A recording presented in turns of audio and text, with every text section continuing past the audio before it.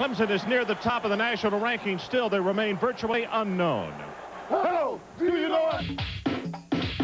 We're the Clemson Tiger defense. Rated #1 in the nation. How would one describe our defense? Reckless. Ferocious. X-rated. Try to run on us, Bulldogs. 11 sacks. When it comes to defensive intensity, We don't leave home without it.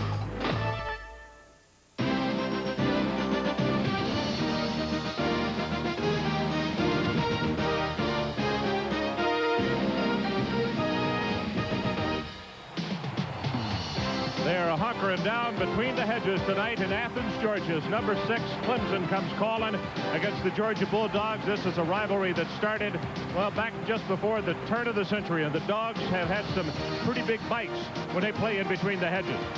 Hi, everybody. I'm Ron Franklin. Welcome once again to CFA Primetime Football. Clemson, unknown on defense? Well, maybe so. Last year, they were the nation's best. And I'll tell you right now, after 3 games, they've got some pretty impressive numbers that they've already put up on the board. For instance, they're allowing only 71 yards rushing per ball game. And in the first 3 games, they have forced the opposition to punt 30 times. So what do you do to move the ball on the Clemson defense? That's what we charge Mike Gottfried with tonight. And here is his analysis. How do you move on them? Thanks, Ron. I'm in the Georgia offensive coach's strategy room as they prepare to play the tough Clemson defense tonight. A defense that's only given up 71 yards rushing per game and 85 yards passing per game. Well, how do you move the football against these guys? Do you run the ball up inside against them? Nope, that's not the answer, because last year Georgia was beaten 34-3. Here you see him try to run the ball up inside, and the linebacker smacks him at the line of scrimmage. Can't run it inside? Can you run it outside? Nah, I don't think so. And the reason I don't think so, these 4 linebackers are among the best in the country, and they run so well.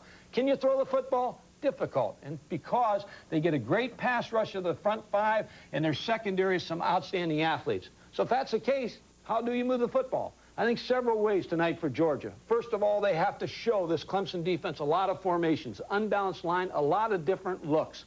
Second of all, obvious passing situations, run the football. Running downs, pass the football. Do opposite of what Clemson thinks you're going to do. Third, a lot of misdirection plays to try to hold the linebackers. In last week's Georgia Tech game, watch Sean Jones fake the ball to the tailback to the right, look at the linebackers, hold, here comes the fake, outside, he's running to the left side, he throws the out route with success. They had success with the misdirection routes. Now, I also believe that Georgia must throw the ball deep 6 to 10 times to try to get some kind of big play against this defense. Also, no turnovers by the offense. With that, great defense, great special teams. They've got a shot at Clemson. Now out to the field to Adrian Karsten. Well, Mike, here on the Georgia sideline, I can literally feel the pressure on the Bulldog offense. I've already overheard them say that the one thing they cannot do against Clemson is go 3 downs and out, 3 plays in the punt. 11 guys in the field have plenty of confidence, but it's the confidence from 85,000 people that might allow Georgia to upset Clemson. Ron Franklin. Well, the Bulldogs are looking for an upset. Kenny Hatfield says they play 7 points better in their own backyard. We'll see. Do you know us? Me! Swarming! Reckless. Here we come, Georgia. You've loved to drive since Seems like every week we have been blessed with a situation of having record crowds, and again, that's the situation tonight. Keep an eye as you look above the upper deck of this packed house. You could see those ominous-looking dark clouds. We are seeing lightning at the top of those clouds. In fact, we noticed during the national anthem. That's what had got our attention. The weatherman is saying a chance of rain 30%. And Mike, I'm certainly not a meteorologist, but from what we see out there, I would say in about an hour we're going to get a chance to find out how big 30% is. looks like rain for sure, Ron. Nelson Welch, number 2, will kick it off for the Tigers. Now, they won the toss, but they have deferred to the second half. The old safety, number 12 in the near side, that's Arthur Marshall. He is a senior. And Andre Hastings, number 1 on the far side, a sophomore from Morrow, Georgia.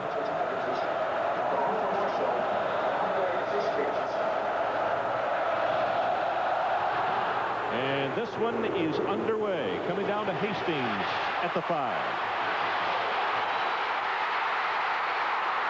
Hastings out across the 40-yard line.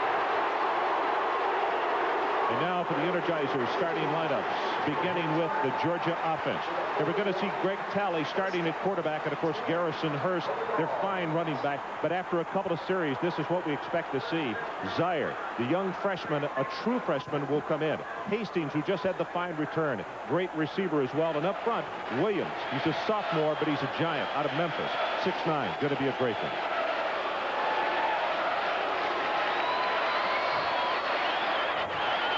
Straight ahead with the running play. He'll go for only a couple of, and let's look at the starters for that fine Clemson defense. Up front, Bodine, very small. You're going to root for him.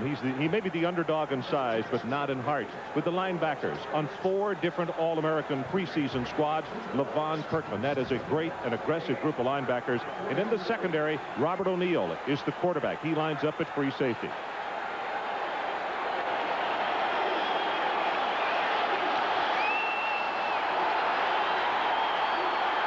First and strong, the setbacks, they come in an I formation.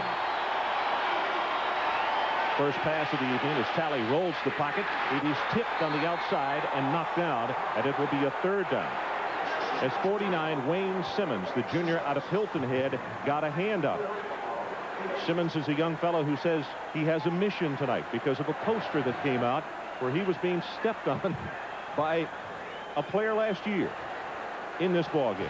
I wouldn't want to get him mad at all because he's such an outstanding linebacker. This whole group of linebackers run so well.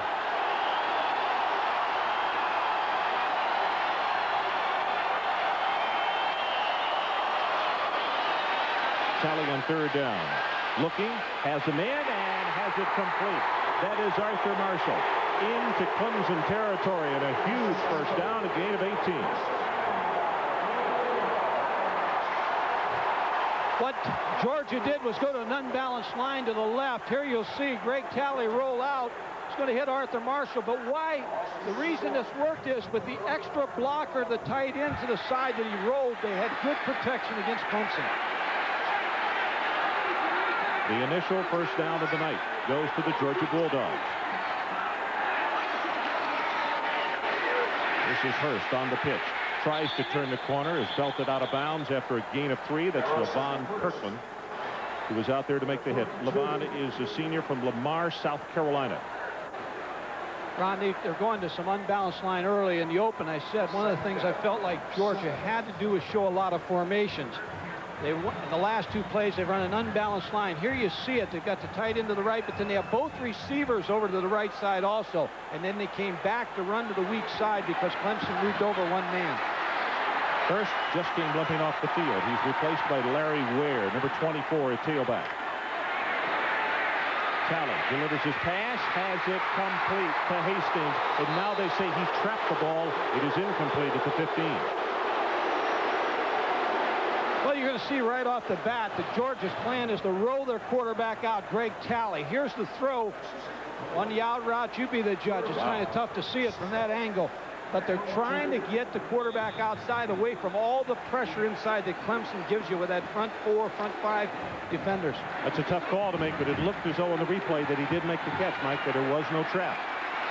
It's a third down. The line to make is the 25.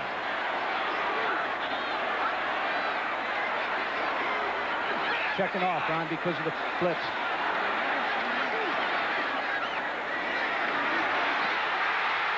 Close to the first down, but Larry Ware is going to be stopped just short of the 26-yard line. Bodine, the nose guard, comes over to make the tackle. Clemson baited them into that. They showed blitz by the linebackers, then pulled out at the end, had them check off. Greg Talley ran a toss sweep, and they were able to stop them on third down. Cannon Parkman in to attempt a 44-yard field goal.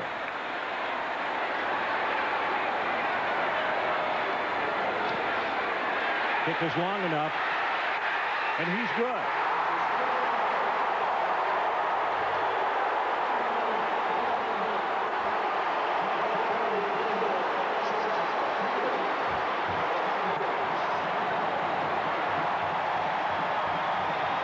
This is exactly what Ray Goff said on the practice field on Thursday afternoon. The initial thing he said was, we got to make first downs. And I said, you're kidding. And he said, Ron, last year we couldn't even make first downs against this defense. He said, secondly, we got to put something up on the board early to get the crowd into the ball game and also let Clemson know that we can play with it. Ron, you're right. Here you see the field goal being kicked. It's a great drive for Georgia. I give the credit to Wayne McDuffie, the offensive coordinator. A lot of different formations. He rolled the quarterback out, had success early. That's a confidence builder. Plus, it gets all these Georgia fans who've been pulling for the Atlanta Braves all day right into this football game. Yeah, they've been doing some tomahawk moves ever since that ball game ended this afternoon. The state of Georgia in a somewhat of an uproar since the Braves have won the West. 3-0. Georgia goes on top, and for the first time tonight, we'll see the Clemson offense. As you look at Todd Peterson.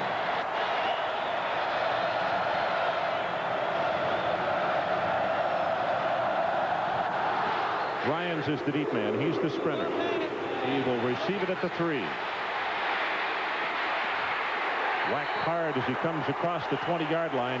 And now the Energizer starting lineup for the Clemson offense. Ronald Williams, well, he was suspended for just over a period last week. Still gained over 100 yards. A very good one.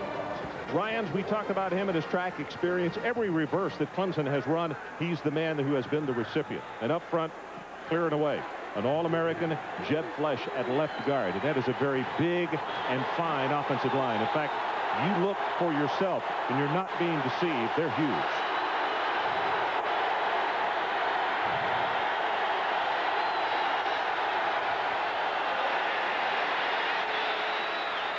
Cameron throws the pass complete across the 30, and then that gang-up defense of Georgia knocking him back. Now the starters on defense for Georgia. Douglas, well, he was an academic casualty last year, but he's back. He's now the second leading tackler on this ball club. Simmons, he'll play every down, the coordinators say. He's that important to them. And in the secondary, it is Carswell. Excellent as a defensive back, and also he is very, very good on the return unit. Williams and Hall to the setbacks. It is a second down, and they need the 35. Give this to the fullback, and there was nothing there for Howard Hall. The junior from Gastonia gets blitzed by John Allen. And it's going to be a third down situation, and I think he lost about a yard on that play. Ron, both of these teams are teams that like to run to the tight end side.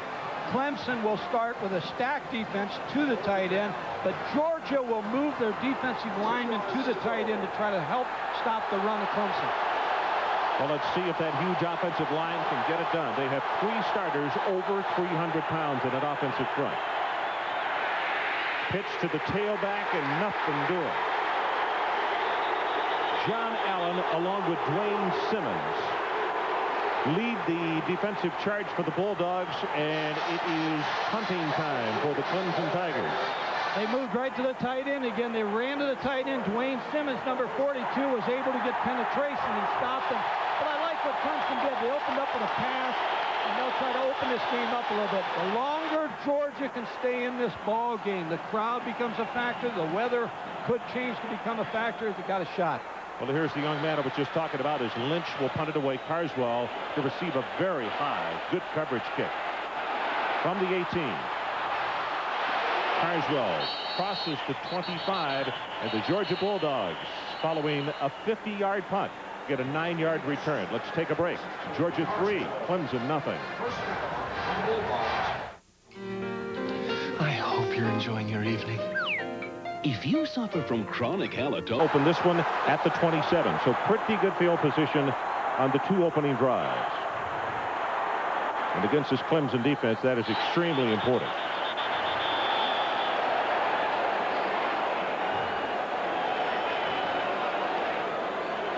Because of the noise, I think 2 of the offensive linemen of Georgia moved. Dead ball foul.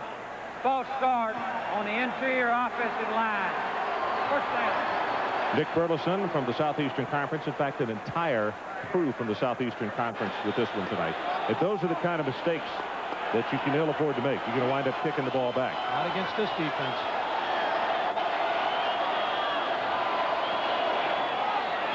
Fakes it to Hurst. Pass now caught. Garrison Hurst was at the right place at the right time, as it looked as though the pass came off Hastings' face mask and bounced right into his hand. Is that an open? Well, I'll tell you what, that's a good start for this young man, Greg Talley. You'll take him as a quarterback. You'll take completions any way you can get them. Here's a little play-action fake, which holds the linebackers. Pretty good defense right here. Just bounces out. Garrison Hurst is right there. And when you live right, you live right. That's right. It's a completion. It's good for 7 yards. Oh, and again, this time it is Paul Etheridge, the tight end.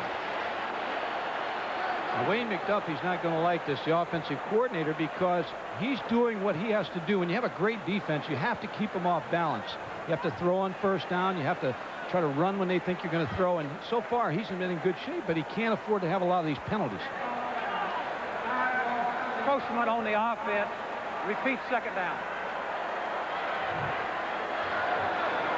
So on that first pass play, actually with the 5-yard penalty, they had picked up 13 yards on the deflected pass. Now Etheridge jumps off sides, and it goes to a 2nd down and 9. Tally 2 of 4, 34 yards. They roll the pocket. You see the pressure. He will not get away this time. Kinzel Jackson, a junior from LaGrange, Georgia, drops in for a 7-yard loss. Ron, 2nd and 8. You don't want long yardage situations against the Clemson defense because they put so much pressure. Ron Dickerson, I coached against Ron when he was at Penn State, the defensive secondary coach. He puts a lot of pressure. He sent a linebacker here. The play action held the backers for just a second, but not long enough for Greg Talley to get the ball off.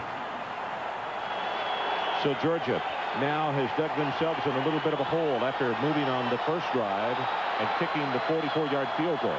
3rd down, the line to make is out at the 38.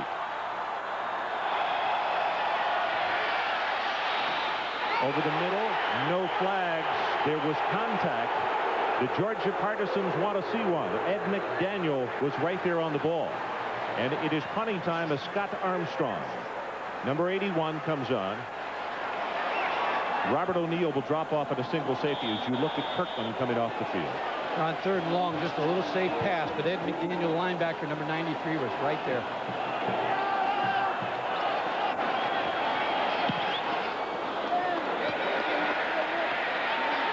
Darnell Stevens from the 30. Great coverage on the special teams by Georgia. That's a 47-yard kick and only 3 yards on the return. Well, coming up later, it is the 8th-ranked Fighting Irish of Notre Dame facing off against the Stanford Cardinal, a rematch of one of the biggest upsets in the nation just last year. And that follows baseball tonight at 11 o'clock Eastern time. That one ought to be fun. And I have a feeling that Notre Dame, even though they're out on the left coast, has payback in mind. They're a solid football team again this year. Look for some kind of pass or outside run on first down for Clemson to try to open it up. You give it to the fullback, and Howard Hall fights his way close to the 40-yard line. Now, this is something that Clemson will do, and Mike, you might elaborate on it. They don't look real fancy. There's not a lot of gingerbread with this offense, but they are so efficient. There's 8 yards on a straight handoff right off the middle because of the surge of the offensive front. Well, it's like the coaches told us the other day, when they come out in that I formation and you're on defense, dig those cleats in because they're coming after you, baby, and they are coming. But they're an option team. They didn't run much option last week. Again, they go with the fullback, and Hall will have the first down. Greg Jackson, a junior out of College Park, Georgia, makes the stop. Mike also talk about what the defensive coordinator for Georgia said, Richard Bell. He said they will give you tendencies. Like, you will know from their formations what they're going to do, but stopping them then is something again. All good teams have tendencies. They just for example, Clemson's an I team that likes to go to the tight end side. They're an option team. They're going to run the toss side. But when you're a good football team, there's one key word. When you execute, people can know what you're going to do, but when you execute, you're very tough to stop. And that's Clemson's game plan. We're going to give you a little bit. We're not a big, wide-open offensive football team, but we are going to execute what we do. Well, for instance, last week against Georgia Tech in the video that we watched yesterday, every time Clemson came out in a one-back set, they either ran a quarterback draw or they threw the football, and Georgia Tech brought either the safety or the outside linebacker. Not fancied on. You're right, Ron. You've seen Richard Bell there up on your screen just a little bit. He has to take chances tonight in defense. I think Georgia Tech last week brought their strong safety. Look for Richard Bell to pressure Clemson's offense.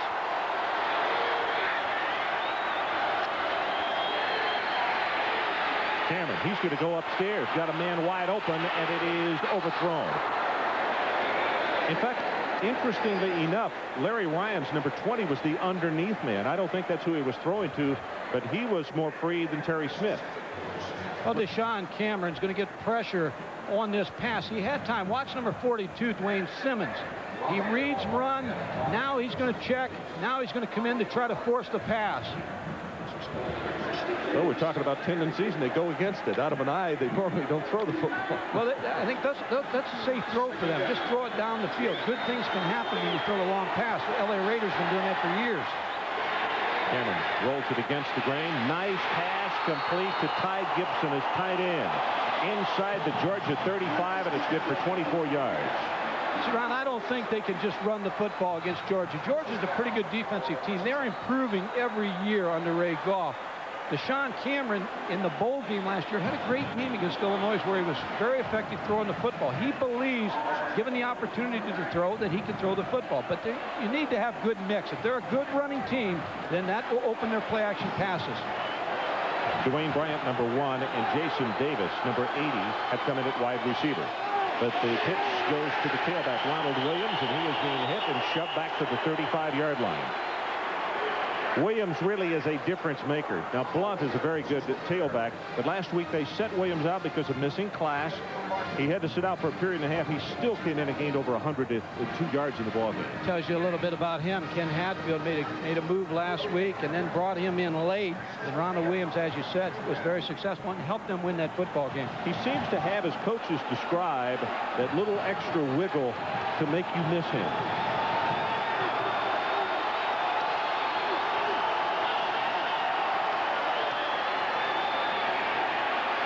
Cameron drills it too high. It's going to be third down. About 9.5. Ryans is the man he wanted. Good coverage by Georgia. Deshaun Cameron's going to come on the corner. Watch the sprint now. Both teams are trying to get their quarterbacks outside away from pressure. There's the throw, wide open, just a little too high on the delivery. When you're running with the football to throw it, you got to get your shoulders square to the line of scrimmage to make that pass. Zeier warming up on the sideline. Whether we will see the freshman on this next series, it would appear so. But right now, third down, the line to make is the 24 for Clemson. They go with the draw with Williams. No place to run. Covered by Bulldog Red. Greg Jackson, the first man there. And also number 90, Casey Barnum, a sophomore from Jacksonville. Going to keep repeating myself, Ron, what we talked about. When you have success, watch a defensive line. It's a draw screen down. And they just don't give Ronald Williams any place to run. But it's a confidence builder. When Richard Bell, the defensive coordinator, gets his team on the sidelines, he can say, we're having success. This is going to be a career-long attempt by Nelson Welch up 50 yards. And Clemson is having to use a timeout, which nothing chaps a coach anymore, but one of the special teams linemen was not on the field. Is he happy? 3-0. Georgia leads. We'll be right back. Night as well. Great one here this evening. Next week, Tennessee at Florida. Situation. Nelson Welch will attempt a 50-yarder from the near hash mark. Watch up inside. They got a big 6'9" guy going to jump up there and try to block this. Way short. Not nearly enough.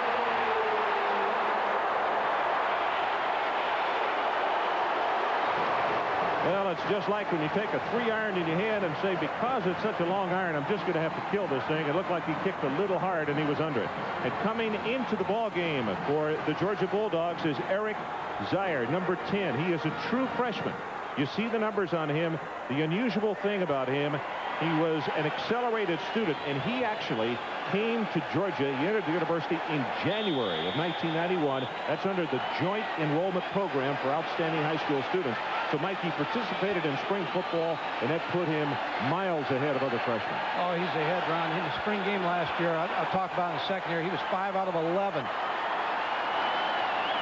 From the shotgun, Larry Ware tries to get to the outside. Kinzel Jackson is there defensively. Now, let me tell you about the changes that they make on the offensive front. Dan Rogers, Bill Rosenberg, and Jack Swan come in at tackle, guard, and center. Swan is the man who handles the snap of the shotgun. They're also going with a no huddle. They just try to fool around a little bit with this defense. Zeier over the middle, has it complete. Not enough for the first down, but he's about 1.5 yards shy. And let's go back to Tim Brando for an update. Tim. All right, Ron, earlier today, Michigan beat Iowa by a score of 43-24, and that means that next week, the Michigan Wolverines will be taking on Michigan State. Critical game with a tremendous sidebar, with Michigan State losing again today. They were shut out. And in 2 weeks, it's Indiana and Michigan in the Big Ten on ESPN. All right, Tim.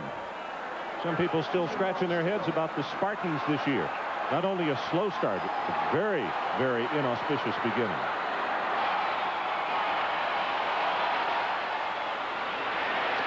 Where on 3rd and 1, and he's not going to make it. Ed McDaniel and Al Richard are the first two to get outside, and Georgia has no decision to make here. If you're shy of your 50-yard line with this defense, you got to punt it right back to them. No, you punt the football here. They ran a toss sweep. They figured they couldn't go inside. Watch the offensive line just get beat by this defensive line of Clemson. Al Richards, number 69, eventually makes the tackle to stop that ball carrier. See, Swan was trying to block, and he got pushed back into his ball carrier. Armstrong's punt, lazy hanger, and very wisely stepping out of bounds is Robert O'Neill. So let's take a timeout. Georgia leads 3-0. 22-yard line. First down for the Tigers.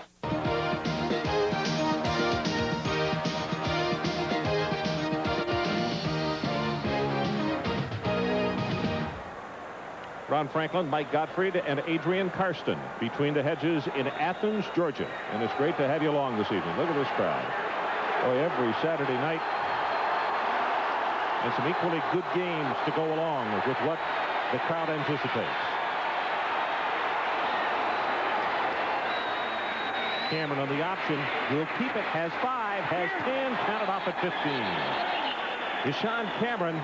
And that's just what Mike Gottfried was talking about earlier. Last week, for a bit, they kind of went away from the option, but that's the reason they probably are going to run it more tonight. But Deshaun Cameron runs the option as well as any quarterback in the country. That's Clemson football right there. The option where you have to figure that the fullback, you got to take care of him, the quarterback in the pitch, and I look for them to continue to run it. They went to 3 wide receivers to run it the last play. 3-0. Georgia leads. Hammering straight ahead close to the 40 is Ronald Williams. Out of 96, South Carolina.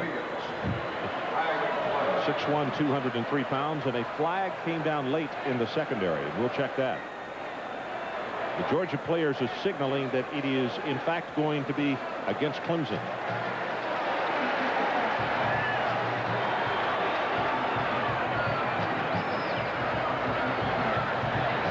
Holding against the Clemson Tigers. Ken Hatfield with a bit of a look of despair on his face. Georgia with a couple of offsides jumps 2 series ago to cost themselves, and now Clemson will look at a first down and 20 as this ball is going to be moved back to the 24 or 26. Well, they're going to call it from the spot of the infraction, so it will be back to the 29-yard line actually. So they have to move out to the 46 to pick it up. Like what I see at Georgia's defense early. They haven't blitzed a lot. They did bring the strong safety one time. They're trying to match up with this Clemson team. There's the 3 wide receivers again, so we may see the option play. Woody Harris, number 40, comes in as fullback. Option to the right. Cameron gets by the first man and will be knocked down at the 34 by Dwayne Simmons.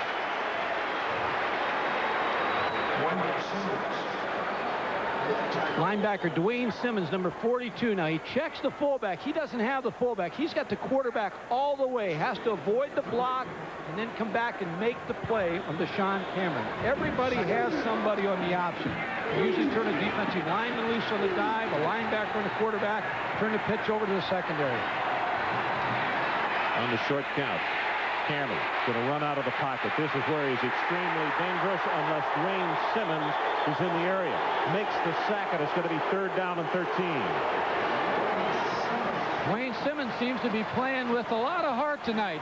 He is the poster guy, and I got my Simmons mixed up earlier. He is the guy that was being stepped on as the Clemson back was running and a poster put out by Clemson. And there is a look at it. And he was highly offended. You see number 42 is being stepped over by Ronald Williams, whether it's on or over. Anyway, he took offense to that. And he said in the local media that he was going to more than play his heart out. And so far he has. Clemson 0 of 2 on third down conversions. Let's see. 365 days he's been waiting for this game. And now a timeout called by Clemson. Deshaun Cameron a little puzzled. And so he goes to the sideline. The second timeout called by Clemson in this opening half. We'll catch all the NFL action on Sunday on ESPN. Be sure and join Chris Berman, Tom Jackson, and Joe Theismann for the most comprehensive preview show on television. It's NFL Game Day at noon tomorrow. And then see the best recap in television on NFL Primetime at 7 p.m. only on ESPN. You know, Mike, I hope it is an omen. Of the very beginning of the telecast, we talked about seeing lightning in the tips of those clouds. It has gotten totally dark. The clouds, I'm sure, are still there, but we don't see the lightning. Maybe this means that the threatening weather is still a distance away, if at all. I hope so. It's a big down for the Georgia defense. They have the Clemson offense in a long yardage situation, so that means that it's either going to be a screen down, or if I'm Clemson, Larry Vanderheyden, the offensive coordinator, I'm just going to pump it up and throw it down the field and hope something good happens with this pass, because they're not a drop-back passing team. Everything they do is off play action or sprint out. Dwayne Simmons already 3 solo tackles, 1 quarterback sack. We're still in the first quarter. Cameron with the play action. Steps up, has a man, and it is intercepted by Georgia. Chuck Carswell.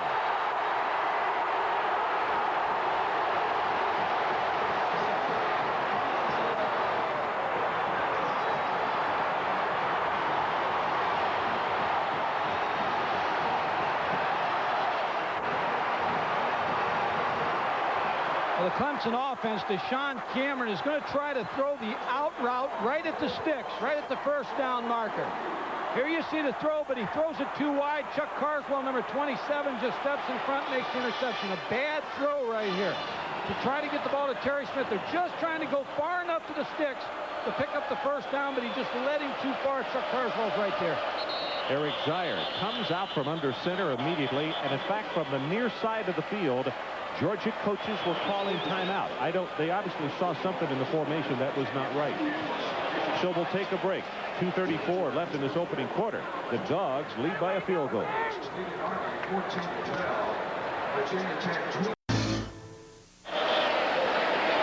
Situation, Carswell with the interception, and it is Georgia with the first down at midfield. They already lead 3-0 on the strength of a 44-yard field goal.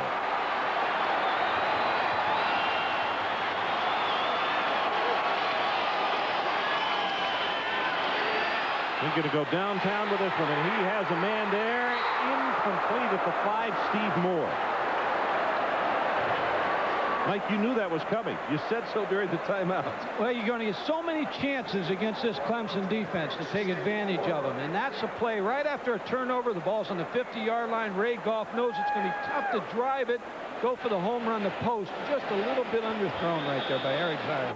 One of the things that Ken Hatfield told me last night, he said, look for Georgia to keep 9 men in and only send 2 out on the pattern when they try to throw deep, because they think they'll need that against our defensive front.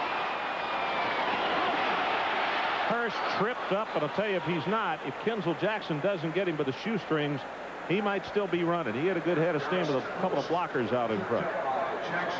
Ron, you mentioned about Eric Zeier. I was saying he completed 5 of 11 passes in the spring game for 42 yards and 1 touchdown because he came out early.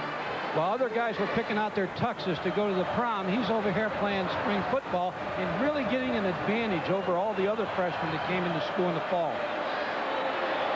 You see Ron Dickerson on the far sideline. We talked about how stingy his defense has been. Georgia 7 carries, 6 yards on the ground so far in this game. Zeier. Boy, somebody left untouched. That was McDaniel.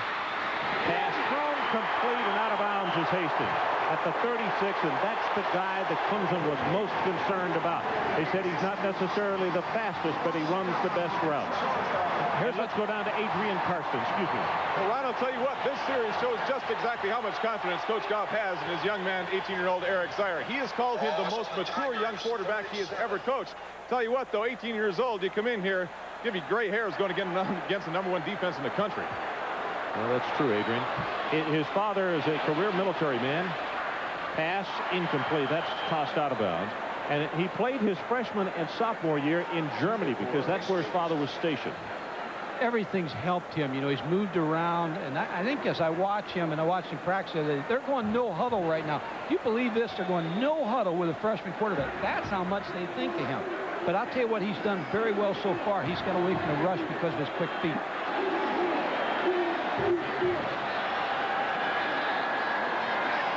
On second down, Zeier again sets the throw, whistles everywhere, and Kirkland grabbed the quarterback, and I'll tell you, 3 offensive linemen came off the bench or were not even on the field. Georgia players saying, leave our quarterback alone.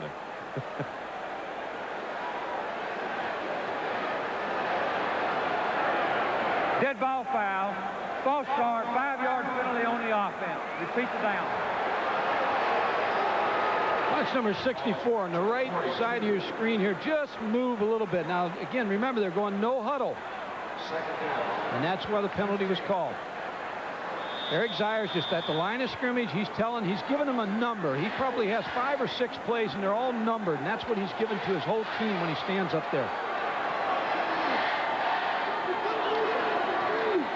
Zeier on the short drop.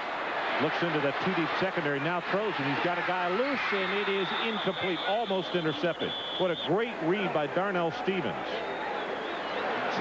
You know, Tony Mooney is the starter at left corner, but Darnell Stevens not only plays nickel back, but they use him at corner sometimes. Darnell Stevens is a good receiver. Tony Mooney hurt a hamstring. I was at Clemson's practice on Wednesday. They weren't sure he was going to be able to play tonight, but he really did a nice job there of just being able to rebound and make the play. Georgia 2 of 5 on third down conversions. The line to make to the 27. Zeier over the middle, incomplete, and here comes the flag. It's going to be offensive holding. However, Mike, do you take the play on an incomplete pass, 3rd and 14, or do you push him back so that you can get a punt in a decent field position? I take the play. I want him to punt the football. I'm going to turn it down if I'm Kenny Hatfield.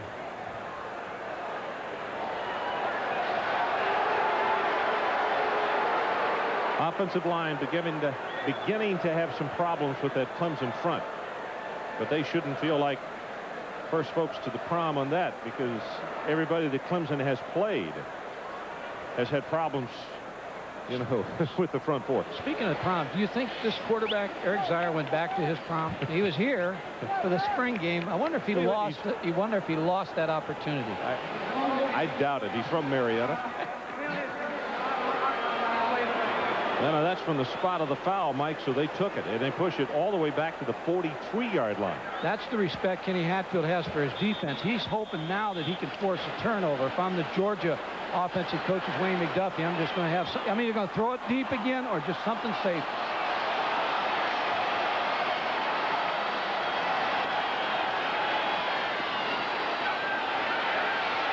Simmons in hot pursuit of him. Zeier to run it. Slides down, and that's at the 46-yard line. Kenzel Jackson again, and Wayne Simmons, number 49, the junior from Hilton Head, coming from the backside. He has done a good job with pressure all night. So we'll see Scott Armstrong. Hey, Ron, what I said earlier, you have to take shots, deep passes against these guys 6, 10 times. You're going to need a big play to score a touchdown against them, or your defense to force a turnover. O'Neal and Stevens are the 2 deep men.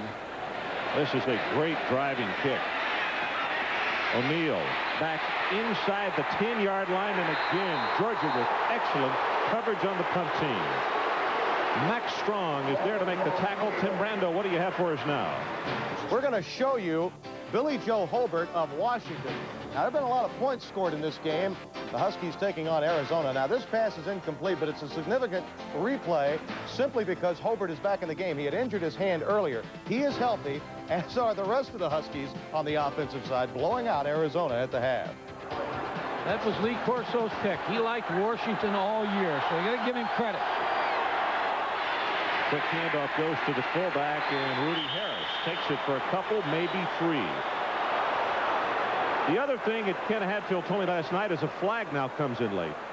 He said, Ron, I'm not going to do anything early, particularly deep in our territory, to make a mistake and give them the football. Because Clemson, if they've had any fault this year, they've already had 7 fumbles, which is inordinately high for them. They normally protect the ball better than that. Well, you know, when you have that Carl Malden defense, they don't leave home without it. You can take a lot of things when you're the head coach, because you know you're always going to be in the game because of the strong defensive football team. So don't let your offense take you out of it. But if you're going to win the big game, you don't want your offense to get real passive either, because you're going to need this offense. Here's another small mistake by Georgia. They have stopped the fullback up the middle. They get a face mask penalty. 3 times already they've jumped off sides with the offensive line. So you can't let those little things start to creep into your game. As you look at Ray Goff pacing, and you can bet that he is not pleased with that. That's the youth of his team. He's got a young football team, and when you have a young football team, they have a tendency in big games to make these kind of mistakes. Well, he says his best players are sophomores.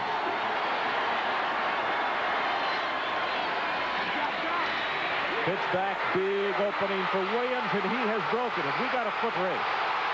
And he will be caught, fumbles the ball. Georgia has it at the 27-yard line.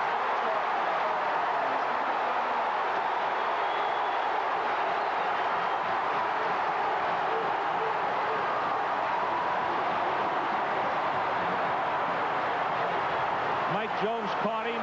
George Wynn made the recovery. Well, if you're the defensive coordinator, Richard Bell, when big plays start to happen, you tell your defensive backs, watch Ronald Williams. Now watch Mike Jones. When you catch him, you strip him. Watch him take his right arm and try to strip him with left arm. There's the strip of the football that caused the fumble. You can see Wynn making the recovery. It's a 54-yard run, maybe like a punt. More important to Georgia, they have the football. The Tigers this year, they have fumbled 11 times and have lost 8 of them. They put a lot of pressure on their defense, but they're very, very capable. Would Georgia throw here on first down? Yes, I think that screen, draw, something short up the field.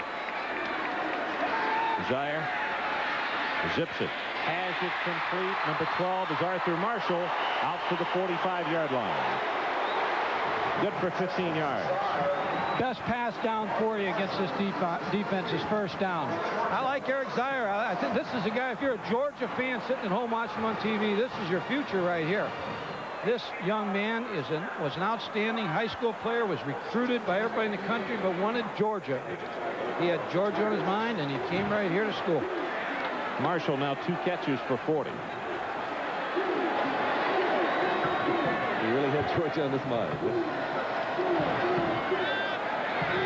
Zeier to the far side, had him wide open, makes the catch again. It's Arthur Marshall. He stepped out of bounds. Continue to run, but they'll have to call him dead at the Clemson 41.5-yard line.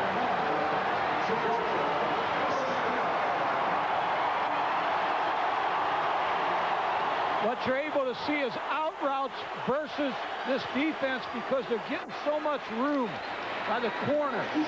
Here you see the out route about 12 yards. The corners are playing them so deep. They must tighten up Clemson's defensive secondary. It was Jeter who made the stop.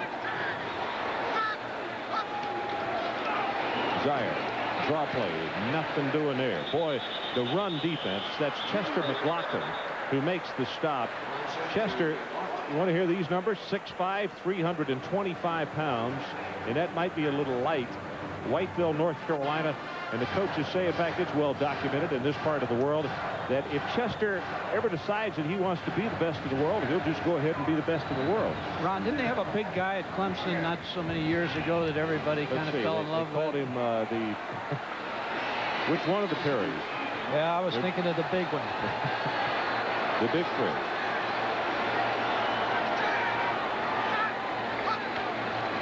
Zeier Short drop pressure up the middle. He better get rid of it, and he does. Very smart play. Throws it into the hedge, and now here comes a flag. Undoubtedly, the officials are going to say the hedge was not an eligible receiver. I think it's a good call. I know the Georgia fans aren't going to like it. Ray Goff doesn't like it at all either, but I think it was a good call. He was trying to escape pressure. He moves so well, but the hedge is not a receiver, and that's who he went to. Well, this is loss of down as well. Now, the illegal pass, officially grounding the ball, 5-yard penalty, and loss of down. Watch the pressure of the Clemson defense. You saw them sit back a little while ago. Now they're bringing the linebackers. Ron Dickerson says we're in our territory right now. We've got to stop him. Here's the pressure. That's McDaniel. Eric Zeier's throwing the football, throwing it away just to get it away without the sack. I thought it was a good call. What did you think? I don't know. When the ball slips out of a guy's hand, you can't call illegally grounding the ball, and maybe that slipped out of his hand. Although I don't think he threw that 40 yards or 30 yards over here. Under the sideline. You're right. I don't know. We're down to just an acre of good Georgia soil. Zeier has his man inside. Now they're going to say just above the 35-yard line. Mooney is there to make the stop on Hastings. And Georgia has an opportunity now to either go for a distance field goal or to go for it on 4th down. Well, this is a good question for Ray Goff. He's got to take a timeout here. You're not going to get many opportunities against this defense. You really have to think about whether you want to go on 4th down here. So there's a timeout. We'll talk more about it when we return. Georgia 3, Clemson nothing. And during the timeout, as you see Ray Goff, they have now sent the punter on the field, Scott Armstrong. But remember, number 5, Garrison Hurst, is their very fine tailback. He is the up blocker. Would he get the snap? Nope. They are going to kick it away. This goes into the end zone. You're going to hear a very loud chorus of boos, and it will go dead at the 1. Goff is a hero. He only had one choice. And I know what he was thinking. Some of the coaches probably said, hey, we're down here, we got a shot, and the Clemson offense is not moving the football. Even if we take our shot and don't make it, they only have the ball on the 25-yard line. But I think he made the right move, and I said that beforehand, punt the football. All you want is a little pooch punt here because they have the regular defense on. They're not going to return this ball. They have one man back who's a defensive back. Now get all your people down there, get turned so that the ball is not going to the end zone. Now look for try to get a turnover to the Georgia defense. It was Shannon Mitchell who downed it, the tight end. Cameron straight ahead, and he was already a little banged up from last week's game against Tech, and you could see he took a pretty good shot right there as he tries to just wedge it out behind the blocks of Brown, Flesh, and Seegers. If you're Clemson's offense, I don't know if you take a lot of risky plays down here. I might try to run my fullback on this play to just get a little more yardage, and then maybe try to run the option on 3rd down. If you're Georgia, you want to try to put a lot of pressure on it. Rodney Blunt is in the tailback, but they go straight ahead with the fullback, and Hall will take it to the 5.5-yard line. The only reason that I thought that Ray might go for it is, like in the introduction when we were explaining that Clemson is forcing the opposition to punt at a rate of 10 punts per ball game, and just thinking that maybe you don't get that many opportunities against this defense. No, I think you made the right choice, Ryan. You're right. Punters litter when they play against this Clemson defense. They get so many plays. 3rd down, the line to make is the 12.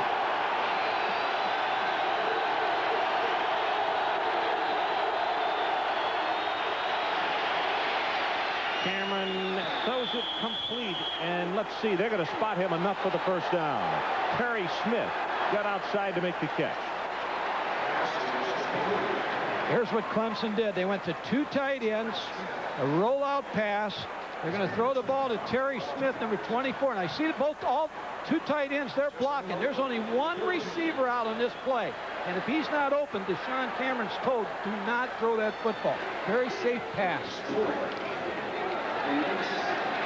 And a good one coming up from Palo Alto at 11 o'clock tonight.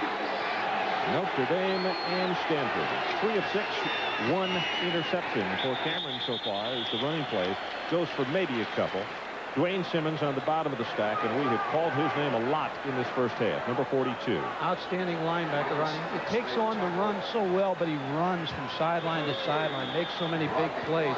Yeah, Richard Bell did not even hesitate. He said, go ahead and write it down in your little chart right there. He will play every down. He's that important to us. You have to have him. Lincolnton, Georgia is his own. Blunt, the tailback, to the 22. Going to miss the first down by a couple as David Hargett, senior from Valdosta, comes up from the strong safety to make the tackle. And now another important third down situation for the Georgia defense and, of course, for the Clemson offense.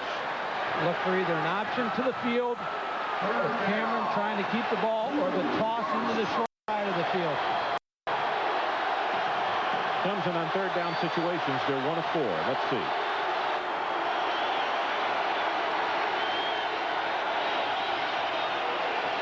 Pitch to Blunt. He will not have it, and who is it? It is Dwayne Simmons, right at the line of scrimmage, and at the point of attack, he just took him on. Dwayne gets up and he says, put me on the poster again for that play. Listen to this hand, and he brings him on.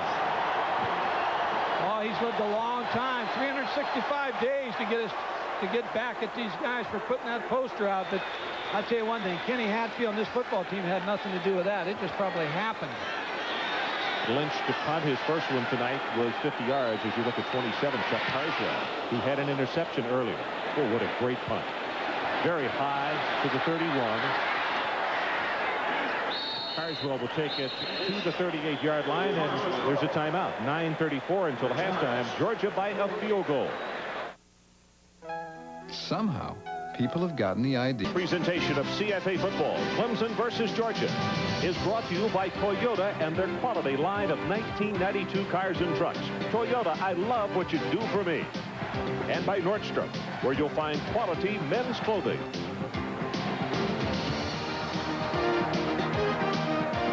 There's a look at the Bulldog defense as they gather on the near sideline.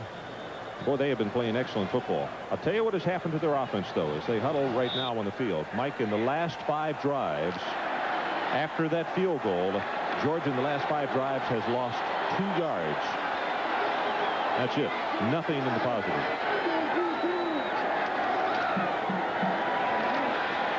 Zeier. Harvey will take it for 8, maybe 9 yards, up close to midfield. Kenzel Jackson again, the junior from LaGrange. Kenzel has an interception this year. 5'11", 220. At 13 has been all over tonight. First down is the best passing down, as I said before. Georgia's taking advantage of that. Now you have second and short. You'd think that'd be a good passing down, but I'd say I'd run the ball. I want to try to put some first downs together against this defense.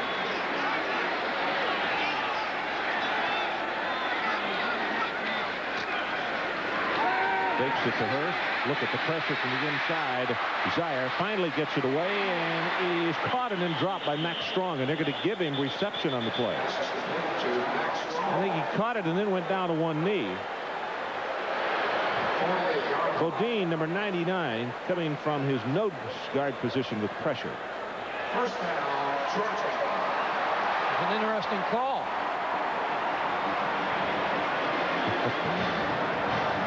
Clemson put a lot of pressure on Eric Zeier again on that second down play. They've been having success with the out routes. Let's see if they keep doing that on first down. 7 of 12, 83 yards for Zeier.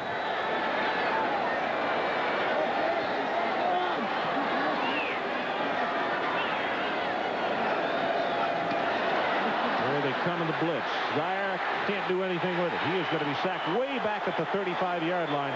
Bodine got him. Loss of 13. One thing when you draw a tendency of that you are going to throw on first down, the defense, Ron Dickerson, those coaches over at Clemson know it also. Now watch the pressure of the linebackers. And watch who comes free, number 99, Rob Bodine, because they were not able to double team him there. They had pressure. There's the linebacker. So now you have to single block the great middle guard, Rob Bodine. He came free, made the tackle. That's interesting. During the timeout, we were talking about that we had not mentioned him much, that they were doubling him, and now 2 straight plays he has made. Whistle. And from the secondary, it is going to be delay of game. And Georgia already had a second down and forever, and now it's going to be 5 more plus forever. Delay a game offense. Now let's take a look at the Army's storyline.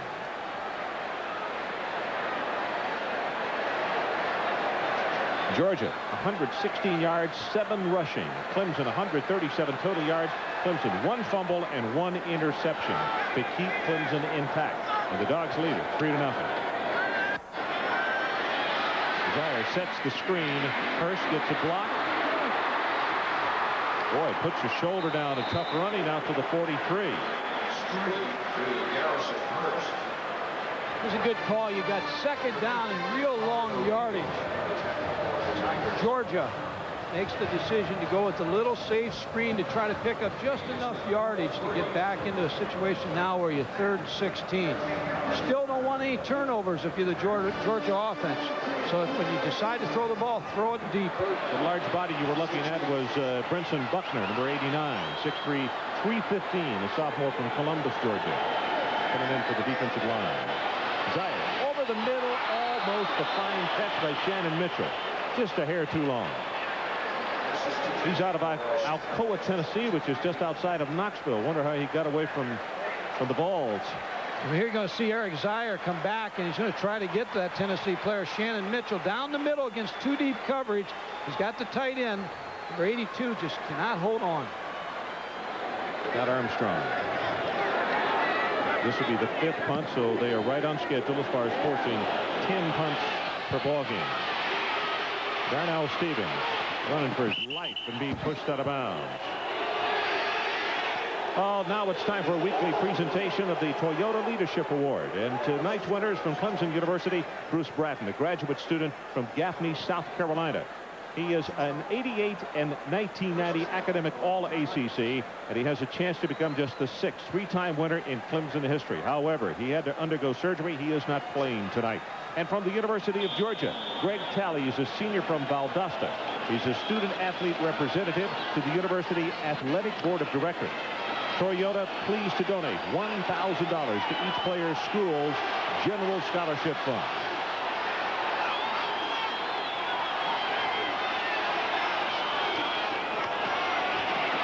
Cameron pitches to Williams, turns the corner and hang on. Finally knocked out of bounds around midfield. They'll say the 49-yard line. That is a 29-yard run. You're going to see the option play that both times that they went to 3 receivers, they've run the option, the fake to the fullback. Cameron will bring it out here and pitch the ball. You get 2 good blocks by the wide receivers outside here. Here's the fake to the fullback. Now they take the quarterback. There's the pitch. Look at the 2 wide receivers open up with good blocks. And if you're a defensive back, you cannot allow him outside. Force him back inside where your other partners are coming to help you on defense. There's no one outside. Little influence play here, and the pass is thrown incomplete. Wow. Ty Gibson, the tight end, is the man he was looking for. And Mike, I'm surprised he threw that. He was just surrounded by red. Well, it's 6. It looked like 6 defenders around there. Deshaun Cameron wisely, I think, threw it maybe a little low. Here you're going to see Cameron with the play action fake, and he rolled. Now watch the tight end just kind of circle right there. Look how many people are around him. Good choice to throw it a little low. Real low. Here's the option again. This is the formation. They've run the option. Either run the option or some kind of post route off of it.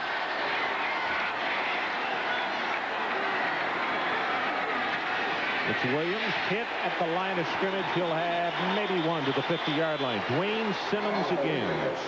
Now it's 3rd down for the Tigers, and they need 9 yards to the 41. Let's go to Tim Brando. Tim? Ron, no problem with the quarterback situation at Washington. Mark Brunell, had he not been injured during the summer, we may have never heard of Billy Joe Hobart. Hobart gets hurt, and it's mop-up time. Brunell finds Mario Bailey, a favorite target for both. Huskies rolling against Arizona in the 3rd. Boy, the Huskies with a big bite tonight. Quarterback draw or some type of pass. 1 back set for Clemson. Pressured from the wing. It is thrown complete at the 42-yard line, and that is right on the line to make by Ryans. Now, I don't think Kenny Hatfield has a choice. I think he has to go for this 1st down. With the defense he's got, if this isn't a 1st down, he has to go for it. They're going to call a timeout and bring the change all the way from across the way. From our vantage point, it would appear that he has made it.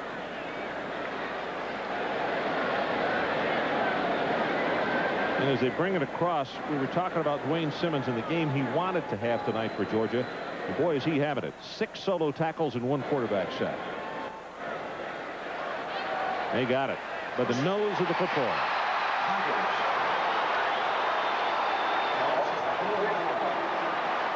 Now I look for Georgia to have to gamble a little bit on defense. And when you gamble on defense, the toughest play to stop is the option. Look at this average on first down. Clemson 14.5 yards to 5 for Georgia. Big play was a turnover, Ron. Remember when Ron Williams broke away? That's right, the 54-yard run. I have to believe they're going to run the option. Harris gets the handoff, and the fullback going to be blasted by John Allen. Takes it to the 38 as Clemson tried to cross him up with the quick hitter. All off of the option just to give to the fullback. John Allen, the linebacker, has him inside and made the tackle. Coming up at halftime, Tim Brando with Lee Corso. They'll give you the latest update on games in progress and recap today's college football Saturday. Tell you what, at Tallahassee. Ismail got their attention, but then he did the wrong thing. He woke them up. He chapped them. You're right. Wow.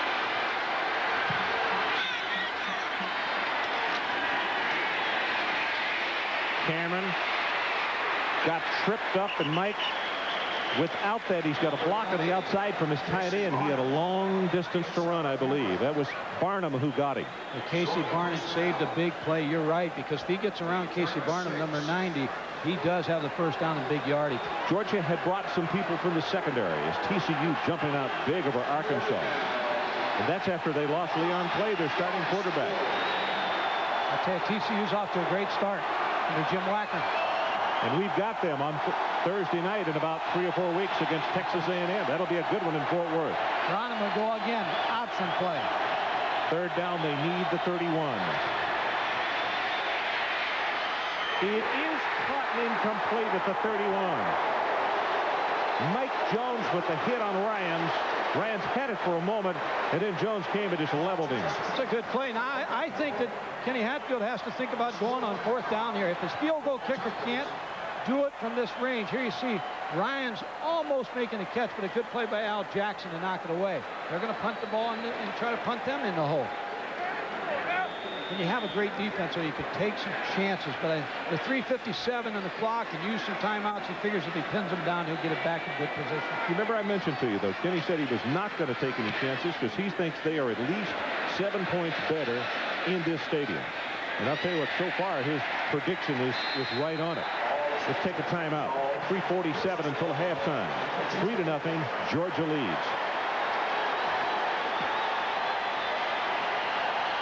At 30 Eastern time, number 4 against number 13. The Volunteers against the Gators. Mike, I don't know if the weather has moved in here or not, but we just lost at least a bank of lights. If it looks a little bit darker, there we go. Right there. That's just above us. So we can't really see. I mean, that's the first view of it because it's over our head. That entire bank has gone out, with the exception of about 5 or 6. Ron Florida's playing LSU tonight, but as soon as that game's over, Ron Zook and Steve Spurrier are going to have nightmares of number 15, Carl Pickens. They might be having nightmares in LSU right now. But it's 3-0 right now. We've just been told Florida leads LSU.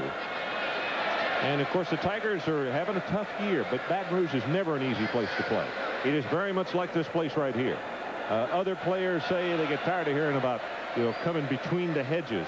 And whether there is a mystique or not, as I mentioned just a minute ago, Hatfield said it himself. He said he thinks Georgia is at least a touchdown better on this home field than a lot of clubs are.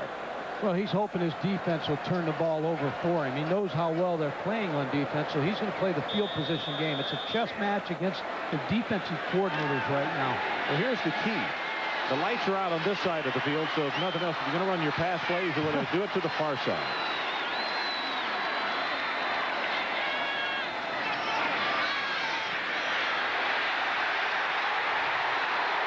Larry Ware has 15 yards. Boy, what a second and third effort.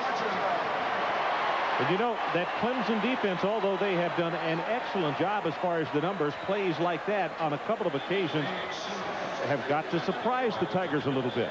Well, that's a first down play, so they ran the football that time, and he was able to cut the ball back, Larry Ware, number 24. I think they had a real problem with these lights. Will a band move out from in front of the 25-second clock from this end of the field? Well, it's... Thank you.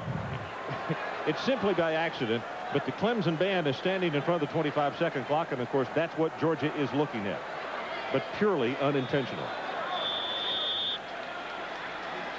Band members were able to get on TV. That's right. And the band members we saw, I think, were from Georgia, but the end he was pointing to was where the Clemson youngsters were.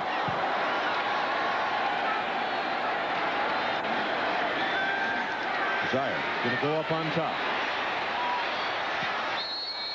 Looking for Kevin Maxwell, overthrown down at the 15-yard line. Jeter had the cover, and that'll stop the clock with 3:15 remaining until halftime. Well, now Florida has extended that lead to 6-0 over LSU.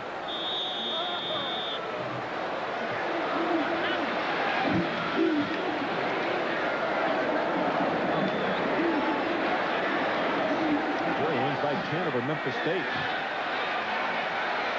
Our situation, Bulldogs lead it 3-0, just over 3 to play until halftime, and a 2nd and 10.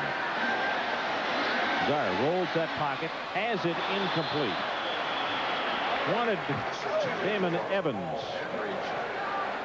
Adrian Karsten, what do you have for us down on the field? Well, I'll tell you what, I've got an unbelievable feeling of frustration here on the Clemson side. Consider this, a ball, the punt is put down on the 1-yard line. The turnovers, the fact that they really couldn't bring the ball out beyond their own 30.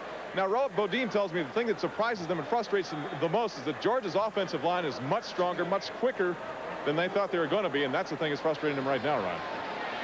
Boy, that thought to be, that really, how many times, and most often kids don't admit that they misinformed themselves of what they anticipated. Zeier going to be knocked down, and that is the 3rd time that he would have been sacked tonight. And you could see his offensive lineman, in trying to help him out, actually ran into him and knocked him into the pile. See, they recovered the fumble. That's what Clemson's defense had to do, and that's what Coach Hatfield was playing for, the turnover.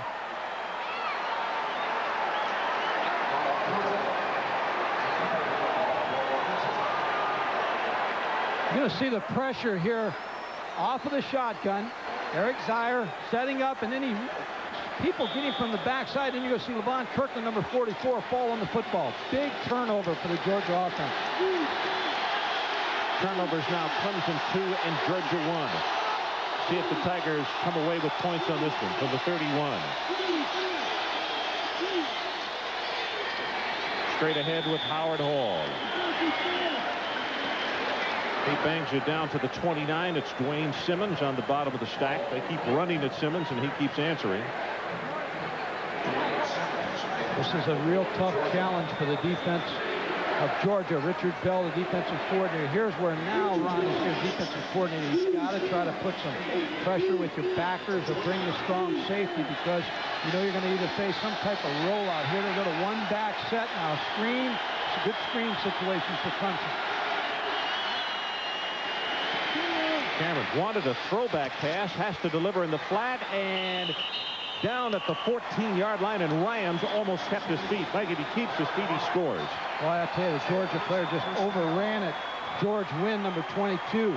Deshaun Cameron, you're going to see him drop back, 1-back set again. Remember, that's either quarterback draw or throw the football in the past 3 games. There's the pass. And if he just keeps his feet, just like you say, Ron, there's no one there. That's a touchdown. It is first down. The new line of scrimmage, the 15. The clock runs. Paul, the fullback, the senior from Gastonia, in the vicinity of the 16-yard line as Barnum comes from his nose guard to make the tackle. If you're thinking out there how many timeouts, it looks like both teams, Georgia has one and Clemson has one, with 1 minute and 46 seconds before halftime.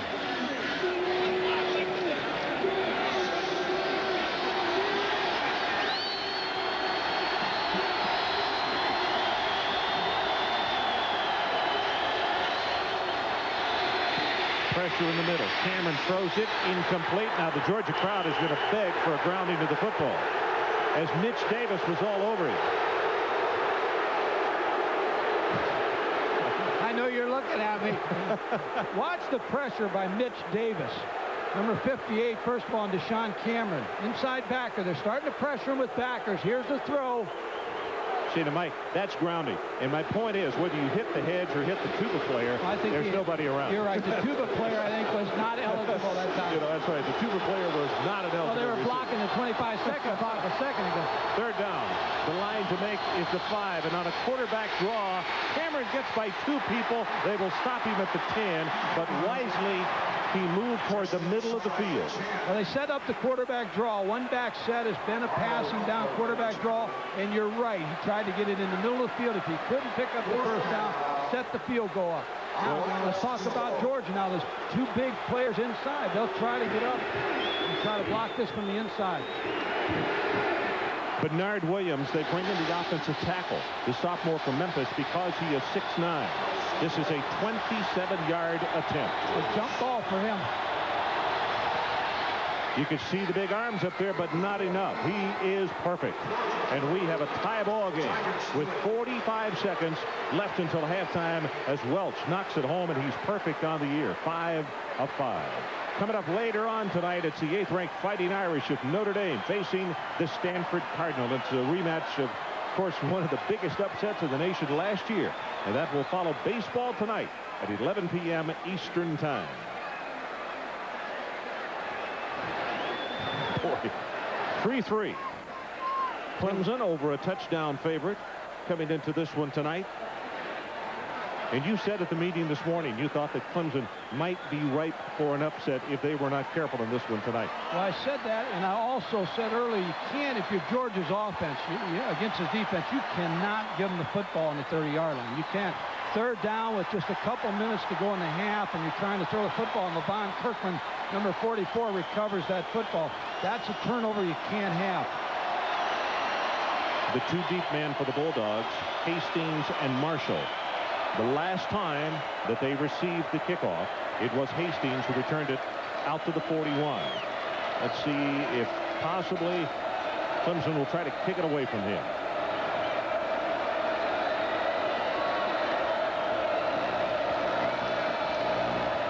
Coming up at halftime, Tim Brando and Lee Corso. They'll give you the latest update on games in progress, and they'll recap other college action that happened today.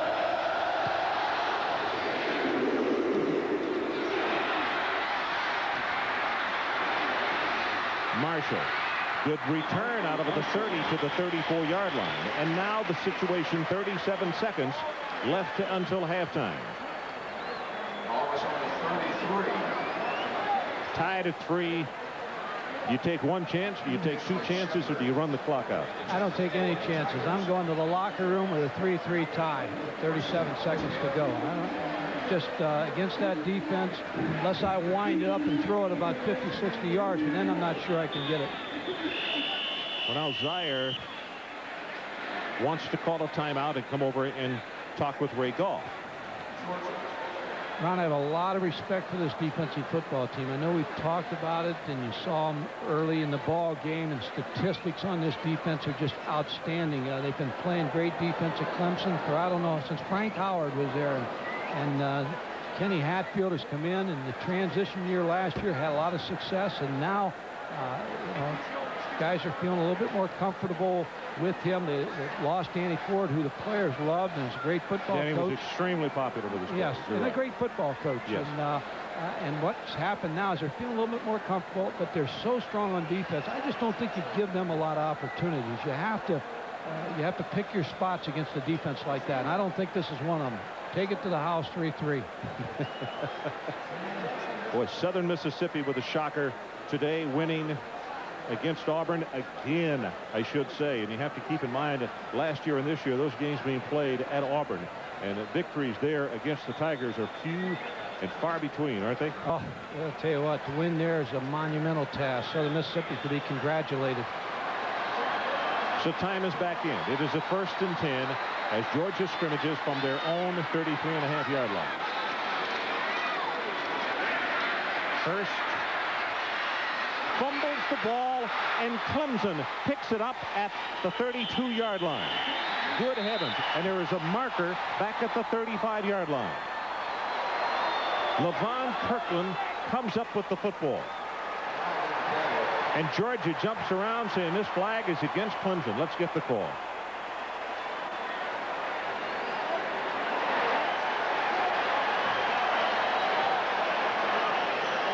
Stevens knocked his feet out from under him, and Kirkland came up with the recovery.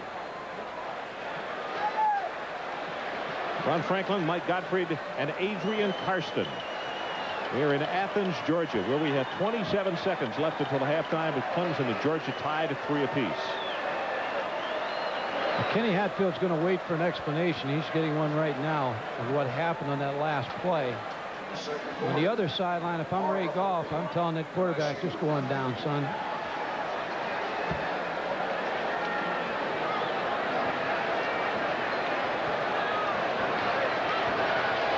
Tim Brando and Lee Corso at halftime as Dick Burleson and his crew continue to talk it over.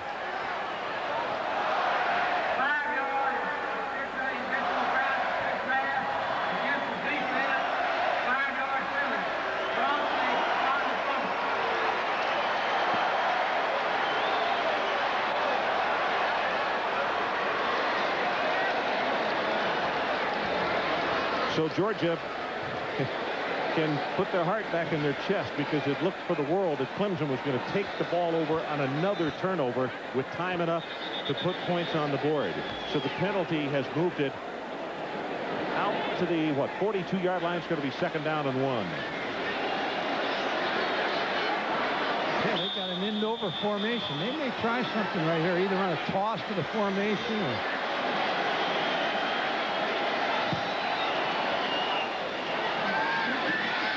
Zeier going to go long. It is caught at the 10-yard line, and out of bounds is Arthur Marshall. 1st and goal, Georgia. Hello. The penalty allowed them that opportunity.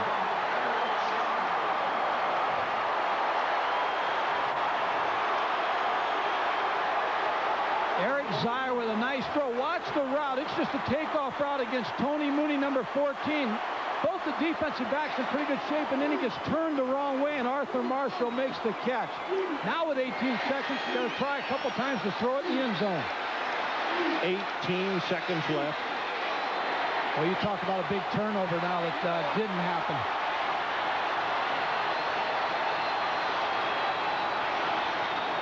Blitz comes. Pass is put up for the corner. It is caught for the touchdown by Hastings.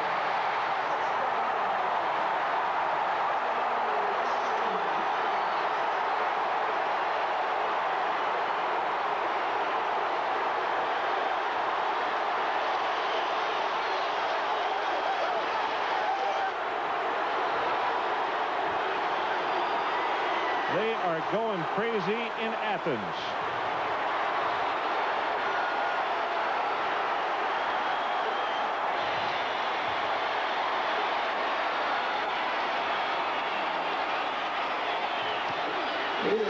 Peterson is perfect. Mike, let's look at it a couple of times. Okay, a good call by Ray Goff. I'm going to take it to the house, but Ray Goff's going to throw the quick route over here, the fade route in the corner. 8 yards. You got a couple chances with 18 seconds to throw it into the end zone, and just look at the catch made by Andre Hastings, number 1. Now again, the penalty, which took the ball close to the 50-yard line, allowed them to get the chance. Here you're going to see the pattern. Just a fade route. He tightened up his split. Again, the defensive back, number 26, Eric Jeter, did not play the ball well. There's Eric Zeier, very happy. Kenny Hatfield knows that's a tough break just before halftime. 3 plays, 67 yards, 32 seconds is what they used. Let's go down to Adrian Karsten. I hope you can hear down there. We're having trouble up here, big fella. Having a little trouble down here, but one person who's not having trouble are these gentlemen right here. Let me tell you something about the poise of an 18-year-old quarterback coming in here in front of 85,000 people.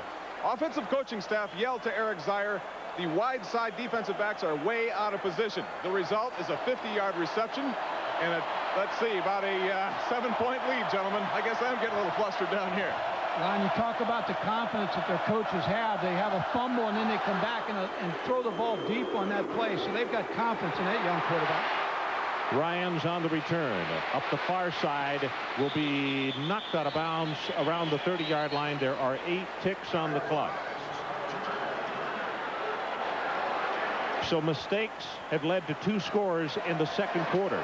One by the Georgia Bulldogs. Zeier bumped into by his own offensive lineman. The ball was fumbled, was recovered by Bodine.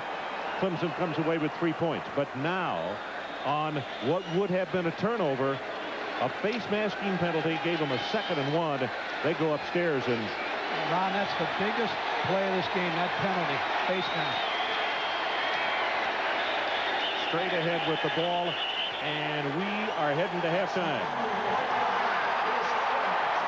So as they head to the locker room, this is the way it happened. Clemson came back following the fumble and tied up the ball game at 3 apiece as well.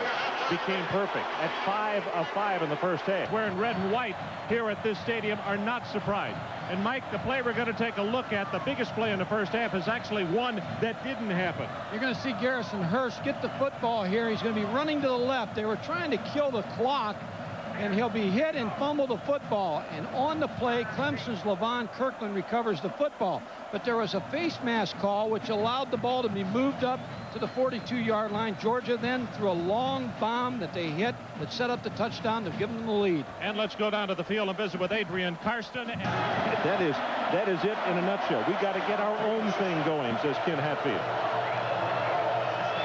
They'll get the football to open things up here in the third. Peterson kicks it off. Larry Rhines at the goal line. He's got an opening all the way to the 45, now the 46-yard line. And that's as good a way as I know to have a 45-plus yard return to open the second half. These are the numbers in the first 30 minutes. Ron, I think the big stat here right here is the fact that Clemson's averaging 5.9 yards rushing. The key for Georgia, of course, is the 188 yards passing. So Clemson's trying to do it on the ground, Georgia through the air. Clemson has to run the option, and Georgia has to continue to throw deep balls down the field against this great Clemson defense.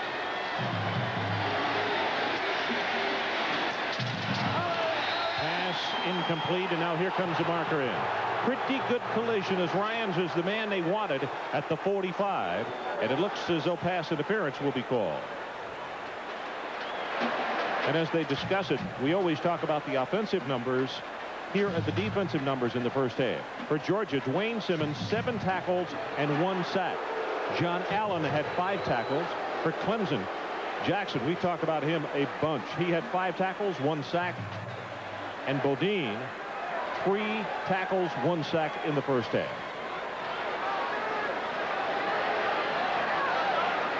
Easy pass interference. Penalty, spot of the foul, first down. Levon Kirkland looking on, knowing that his offense has got to get something going, but the defense has done their share of work. It's Hall, the fullback, who resets. Cameron, as he's being grabbed, and that ball almost intercepted by Dwayne Simmons, and that would have been the end of what would have been a perfect dream for him tonight. He had 6. But Dwayne Simmons was reading the eyes of Deshaun Cameron. When you sprint out, watch the linebacker number 42. He's going right to his curl area, trying to cover the receiver. He just hit him right in the hands. I think he didn't get his eyes around on the ball quick enough. So let's add a number to his stats. We said he had 7 tackles, 1 sack in the first half, and now give him 1 breakup in the ball game. With an asterisk. Should have been a touch. Hall, the fullback, has 5 and is still dragging him with him. We'll take it for 7. He's across the 40-yard line. Greg Jackson is down at the bottom of that stack. And now for Clemson, they'll look at a 3rd down, and the line to make is the Georgia 35. It's a big load at fullback, Howard Hall. 6'1", 232-pound junior, and then they bring in Rudy Harris, who's 6'3", 235. So they got some big fullbacks to ram that inside.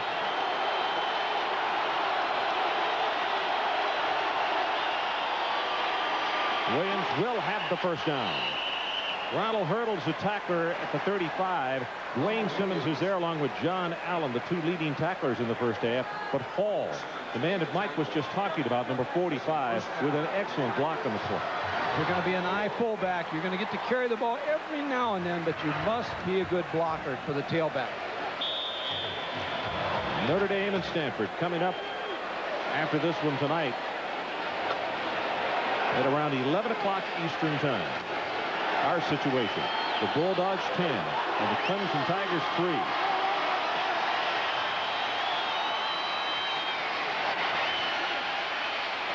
That's to Hall, the fullback. Loses his footing for a moment, regains it, and on the second effort will have an extra 5 yards. That is a Clemson first down. Just talked about Howard Hall being a good, solid run blocker. What you're going to see him now is you're going to see him in the flat, and the backer is held by the run fake. Watch the fake here. Linebacker's just held enough that he gets beyond him. Deshaun Cameron hits him with a pass. Howard Hall with good yardage. A tackle made by 42 again, Dwayne Simmons.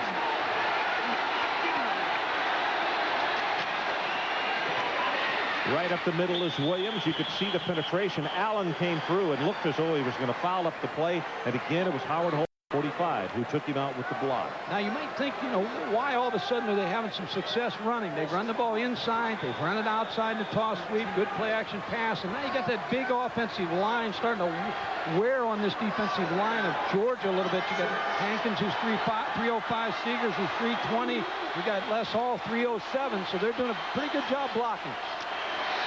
Draw play to Williams, and that is a nice job at the line of scrimmage. Allen, who penetrated a moment ago, makes it happen, and now it will be third down Clemson. And the yard line that they are seeking is the 9. Both these linebackers, John Allen, number 44, and Dwayne Simmons. Watch John Allen blitz on the snap. It's up. Single block, comes off the block, makes the tackle. Again, Coach Richard Bell, the defensive coordinator, gambling on that second down situation. Harris comes in at fullback. Cameron upstairs. It is incomplete in the end zone. He had a hand on it, and Ryans couldn't bring it down.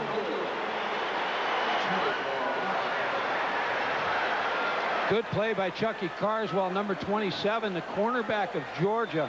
Deshaun Cameron, just a little bit of a roll pass. You're going to see the corner route. Here comes pressure from the outside from the strong safety. You got man coverage. There's the corner route. Thrown pretty good. Good job. Good defense by Chuck Carswell, 27. There's a second look. 30-yard attempt coming from Nelson Welch. He had one in the first half. He's perfect on the year, 5 of 5. And this one is no good.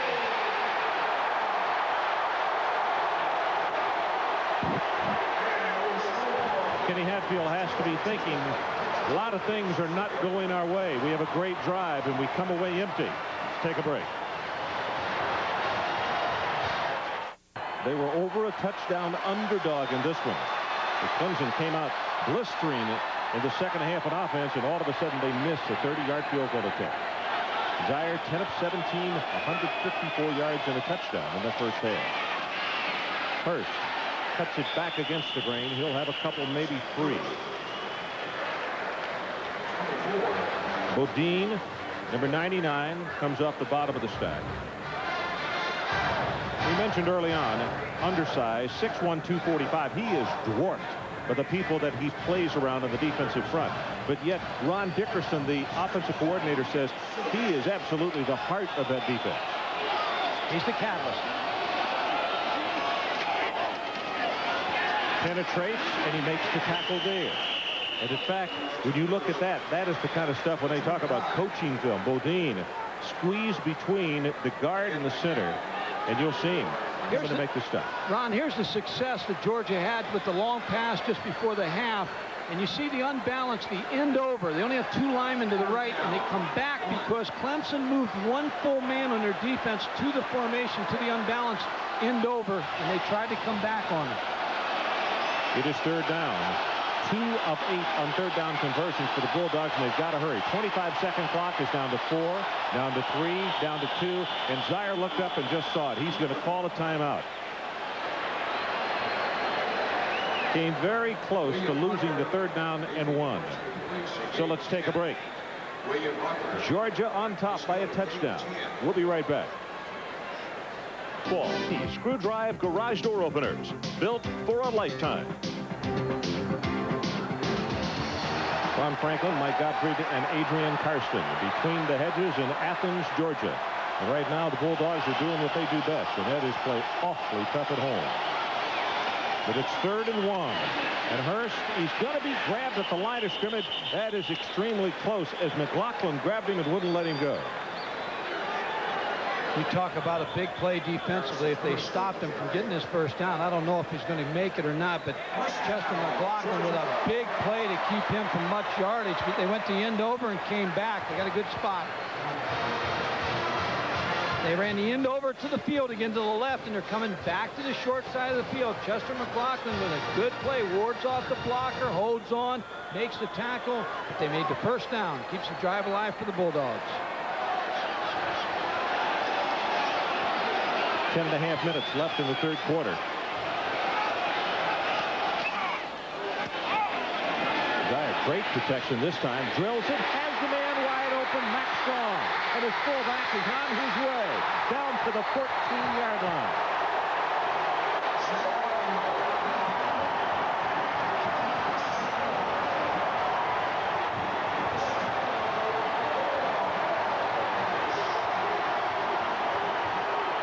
Watch the fullback. They brought the fullback out of the backfield. They ran the wheel route, what you call the wheel route. The tight end went down inside. You have the fullback versus the linebacker. He caught it in the hole, ran, picked up big yardage after the catch. 56 yards, and did Kirkland let him go, or just did he get beaten that badly? I think he got beat. He just got beat on the wheel route. A lot of times you think that receiver, the running back's going to stop on that route that he took off down the field. Garrison Hurst, and that will go for 4, maybe 5 yards. As McDaniel is there to make the stop. Now you talk about some pressure on this defense now, because their offense has not scored a lot of points. Last week against Georgia Tech, this week in this football game, they're going to put some tremendous pressure on their offense if they cannot hold them out here.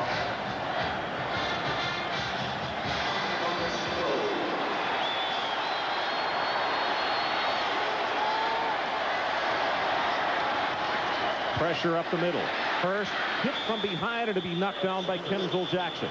And there is an awfully big one as well, as he will be stopped for no gain, and it'll be 3rd down, with Georgia wanting the 4-yard line to pick up the first. They may come back with a fade route, the route that they threw the touchdown for in the first half, just as it closed with 18 seconds to go. You get a receiver one-on-one with a corner. They've had some success going for the route. They may throw the fade.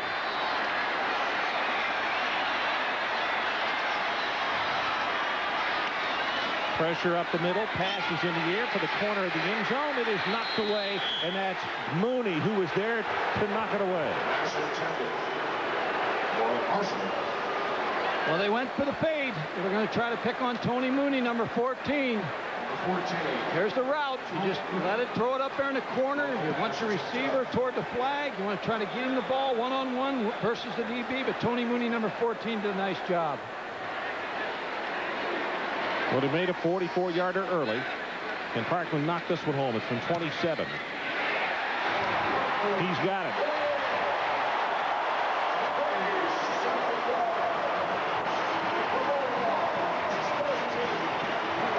How about them Dogs? 8:43 remaining, 3rd period. They go on top now, 13-3. Next Saturday, get your college football Saturday kicked off with Game Day at 11:30 a.m. with Chris Fowler and Lee Corso. Then at 12:30, we'll bring you Big Ten action, either Michigan, Michigan State, Ohio State and Illinois, or Iowa and Wisconsin. And that's at 12:30 Eastern time. And then next Saturday night, this is where Mike and I will be, Tennessee down at Florida, 7:30 Eastern time. Looks very calm about this whole thing. That's an air-conditioned house, by the way.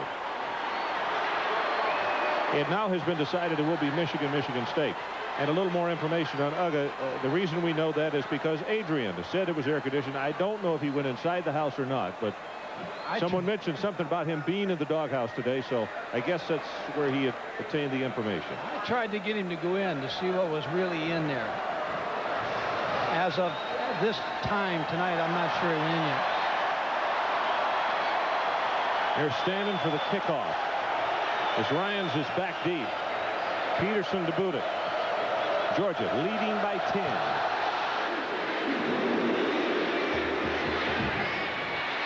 This is Harris. He will take it on the kickoff. Goes across the 25 to the 26. And Adrian Karsten, what do you have for us, my friend? Consider this, Ron. Clemson defense usually allows just over 160 yards of total offense. Mr. Zeier tonight has about 245 just through the air. Another little hint there. Craig Erickson, remember that name from the University of Miami? He's on the sidelines here tonight as a graduate assistant, not taking any classes, waiting to rehab his knee. He's helping out Zeier tonight.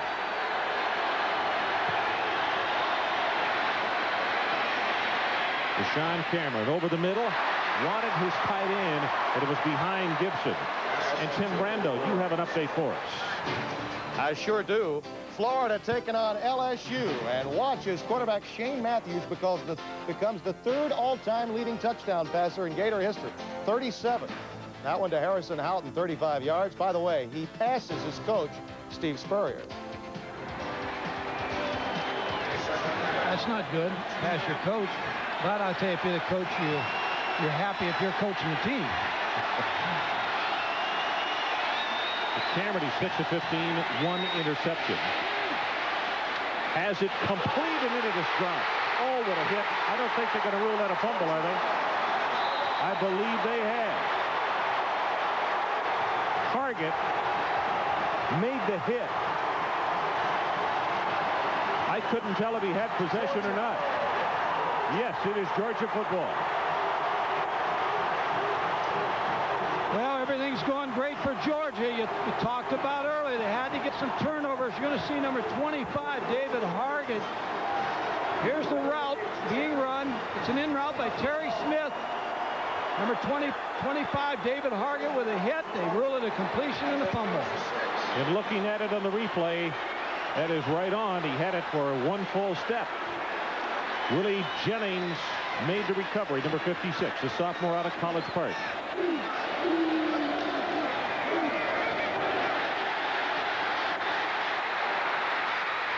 Where inside the 20 there is a marker back at the line of scrimmage.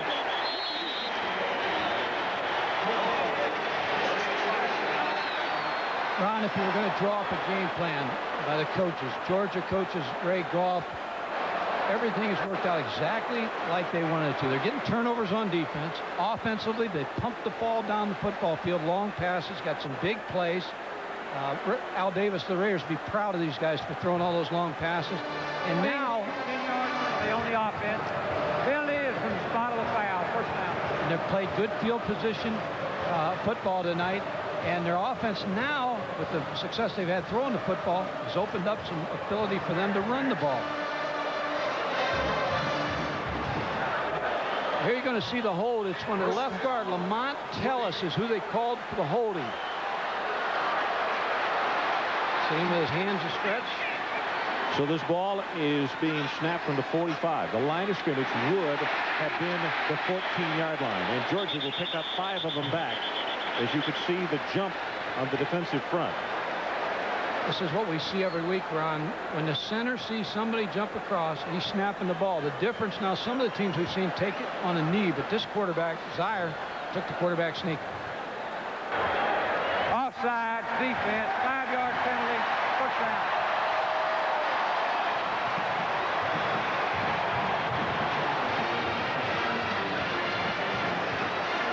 Hadfield paces, as does Goff on the near side.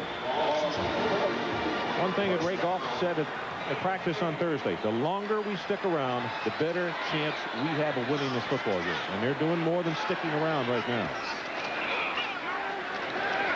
Zeier going to have to run for his life. He gets hammered at the 37-yard line. So now it is back to the initial line of scrimmage. And it's going to be a second down and 10, maybe 10 and a half. That's McDaniel who comes up to make the stop. I'm impressed with Eric Zeier. Just the decisions he's made have been outstanding. The coaches have a lot of confidence in him. But there he was trapped, and he was able to come out and pick up 6 yards. He has such quick feet when he sets up that if he sees the pass isn't there, he has the ability to make yards running the football.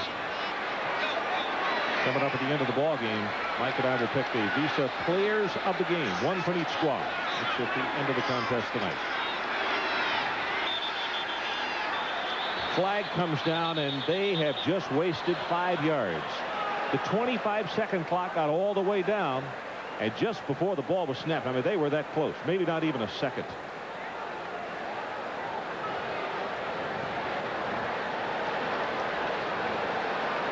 Now, you might have noticed tonight the black hearts on the Georgia jerseys. They're wearing those on the left shoulder, memory of 5 members of the Georgia athletic family who's passed away during this last year. Frank Sinkwich, who won the Heisman in 1942. Howard Beavers, who was a longtime equipment manager here. Howell Hollis, the golf coach. Forrest Speck-Towns, an Olympic gold medalist and track coach. And Joel Eves, former Georgia athletic director, 63 through 79. Big pressure, and that's going to be grounding. No, they're going to call an incompleted pass. I don't believe this one. Wow. McDaniel was coming right on top of him along with Kenzel Jackson. Watch 93. There's just no one picking him up. Eric Zeier just threw it. Now, Levon Kirkland gets a lot of publicity on this football team, but number 93 is an awfully good linebacker. Kirkland, because of his size, might have a far better opportunity to play in the pros because McDaniel is 6 feet 225, or Kirkland is 6'2", 245. But McDaniel is something special. Marshall puts to the first down. He's not going to have it, and now it is 4th down. And from where the line of scrimmage is, this would be a field goal attempt of about 45 yards. And we see number 81, Scott Armstrong, trotting out. Georgia caught him in the blitz. Just a real quick 3-step drop pass, but a good tackle by Robert O'Neill. Armstrong is there to hold, though, because Cannon Parkman has just come on. Parkman will try this one. It is an attempt of 46 yards.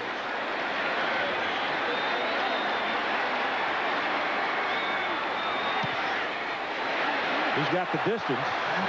He is no good. Off to the left. 5:55 left in the 3rd quarter. So Georgia tries to push it on top 16-3, but Parkman just wide to the left. And we'll be right back.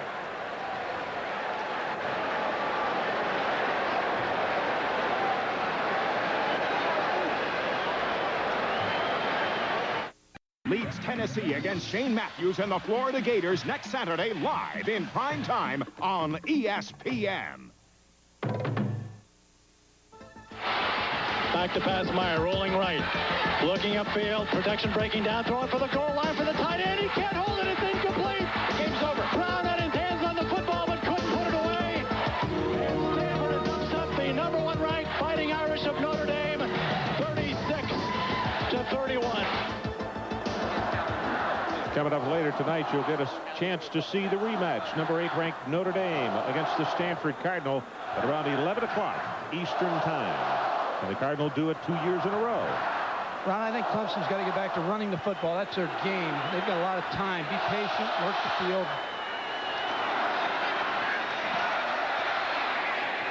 Ronald Williams hit maybe a gain of 1. George Brewer, number 75, is down at the bottom of that pile, along with 42, Dwayne Simmons.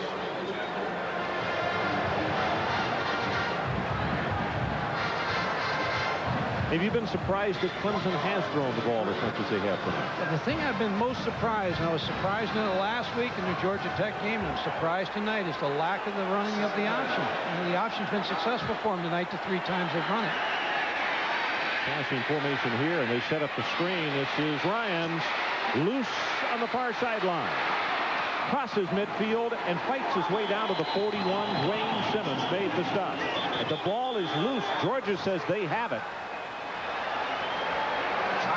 And the official says no, it was down. That's 29 yards.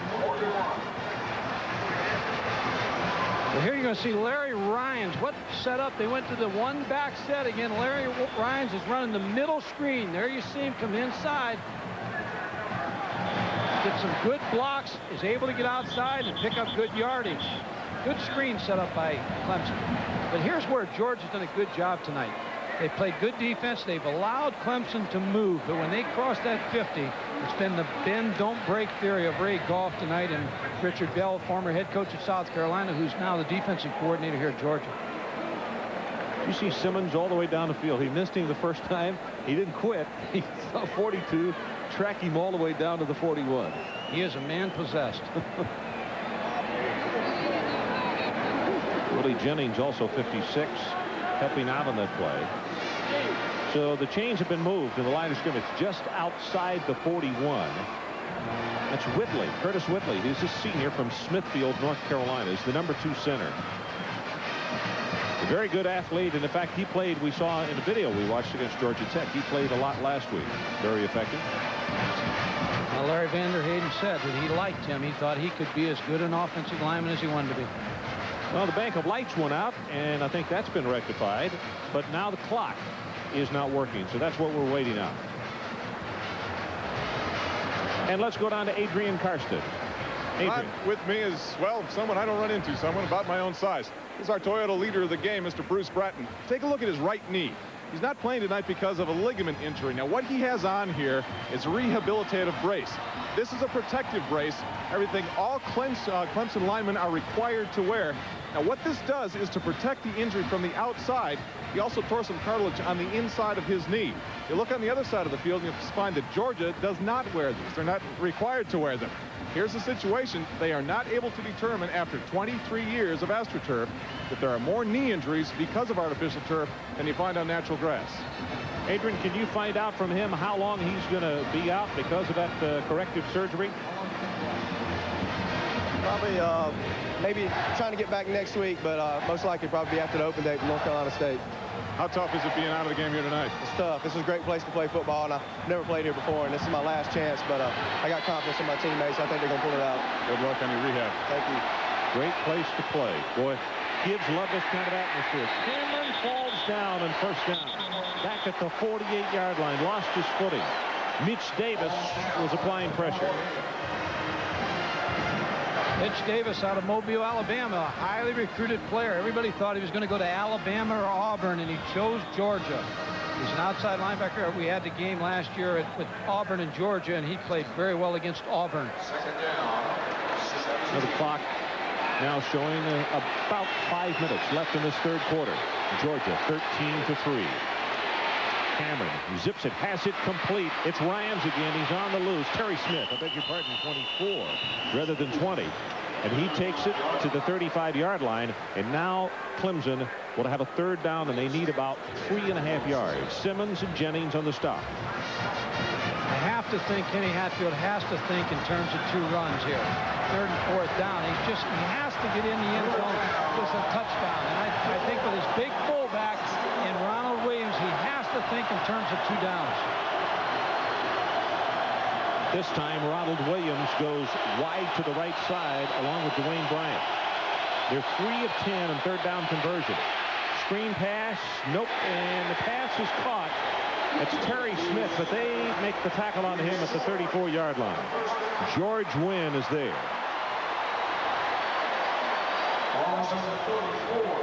Good pressure, Ron. They brought the strong safety, number 25, David Hargett. They showed 3 receivers to the field, and they brought the strong safety to pressure Deshaun Cameron. Now decision time for Kenny Hatfield.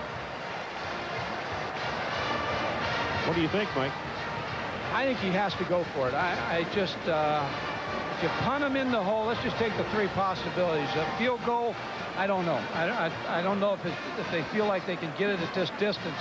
And field goal puts you behind by 7. If he thinks his field goal kicker can hit it here, you got to try that. The punt, I think my defense is pretty strong. You pin him in there, but I just think he's got to get in that end zone. His offense got to have some confidence. But you're going against the Georgia defense that all night has played well in this end of the football field. They've allowed you to come the length of the field, but when you get inside their 40, 35-yard line, they've been tough. Glad to have you along tonight, Ron Franklin, with Coach Mike Gottfried and Adrian Karsten. 4:07 to play, third quarter. Georgia 13, Clemson 3. It is the Bulldogs lead by 10. Coming into this game tonight, they were over a touchdown underdog. But I mentioned to you in the first half, Ken Hatfield, who is so very honest, said point blank last night at the loosening up. He said they are at least a touchdown better in this park. And he said we are really worried about a number of things. Their skilled people on offense and their defense. Ron, interesting thing just happened. They flew the ball ready for play, and the Clemson players run the sideline. There's 8 seconds left on the 25-second clock.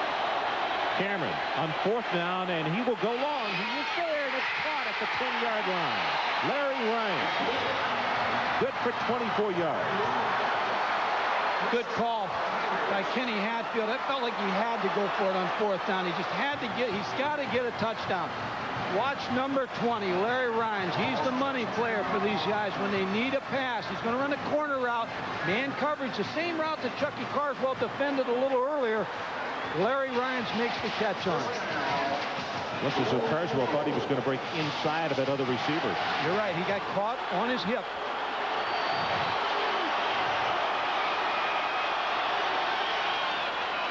Williams has a couple and goes down hard at the 8-yard line. Mike Jones, the junior from Thomasville, Georgia, is at the bottom of the steps.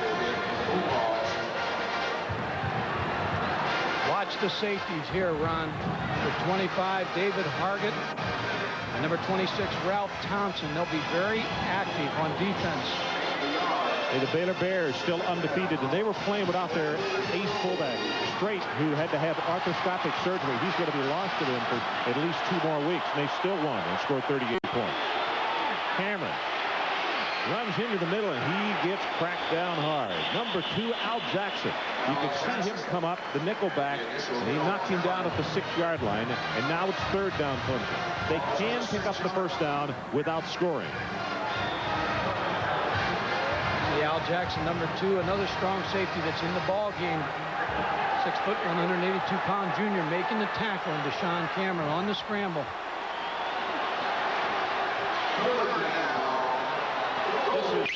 This is the ninth play of the drive, I should say. Well, they're taking a lot of time on the 20 seconds.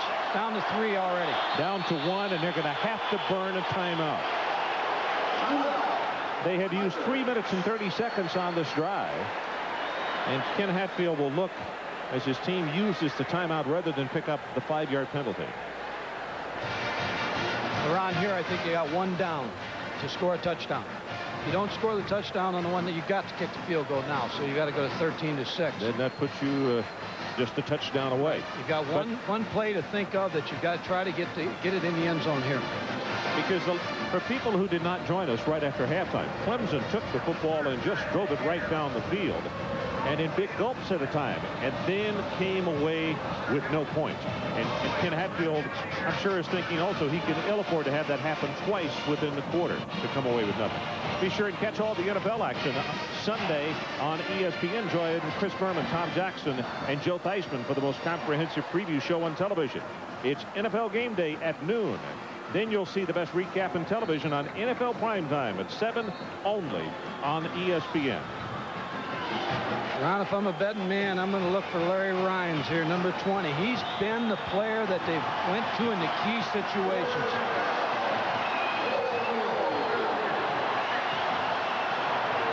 The ball at the 6. It is 3rd down and 5.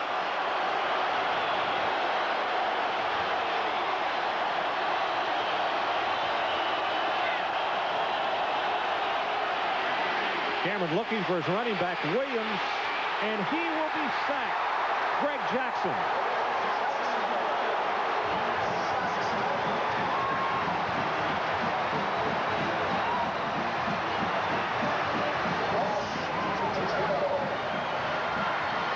When you're a Clemson team that's an I team, when you break that I, you go to 1 back, you're throwing the football. And when you're doing that, Georgia's going to come after you. They're going to bring their backers. They're going to man up on your receivers.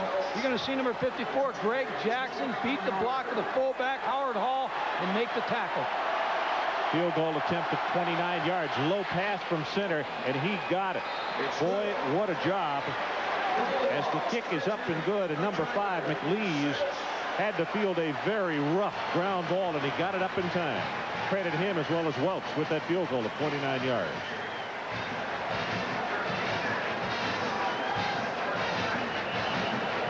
.149 to play, third quarter. Georgia 13 and Clemson 6.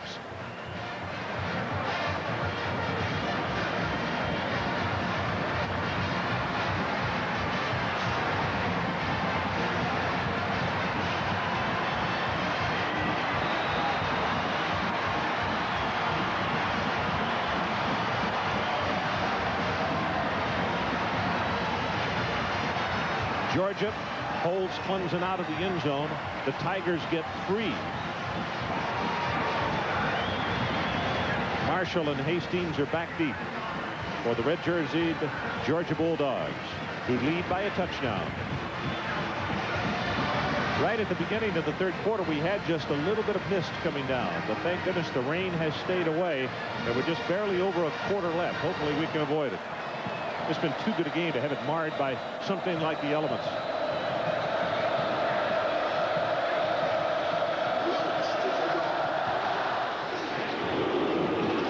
Marshall has it come off his headgear, then picks it up. All the way across midfield. The Georgia return people have been unbelievable tonight. Clemson has had a couple of long ones. But Marshall and Hastings, watch this one. Talked about watch the kickoff return to the right, watch the blocks. First of all, he muffs the kick. Now he picks it up. Now watch the blocks that just provide him with a straight shot. Talk about defense, talk about special teams. They needed that tonight to be in this football game. That was Darnell Stevens, who was so persistent. Number 30 coming up behind him. Hurst cuts it back against the grain, and a couple of times tonight that has been big for him, almost there. Tim Brando, what do you have for him? I've got a late game at Veterans Stadium because of a Phillies-Mets game, Ron. Take a look at Temple trailing by 10. Trent Thompson, the quarterback. He'll pitch it off to Leslie Shepard, who then finds Sam Jenkins in the corner. Temple gets a touchdown. Penn State is driving, leading by 3. On any given night. The second and short. Pass is knocked away. That's a nice job. In fact, Jeter had an opportunity to intercept, but I think rather than take a chance of tipping the ball or missing it, he just knocked it down. It was very good defensive position. It was a good job. Great play. Here you're going to see the quick throw. Watch Eric Jeter, 26. Just get his hand on it, knock it away, keep it from being incompletion. Harvey comes in at fullback for the Bulldogs.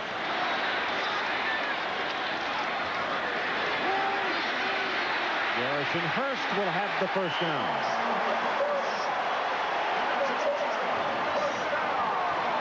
Mooney defensively, and with that first down, Georgia, unless they come up with a turnover, are going to be guaranteed into carrying the football with the possession of into the fourth quarter. Every third down situation, the last 3 times they went to that end over and then ran to the weak side after Clemson moved to the field, 1 man.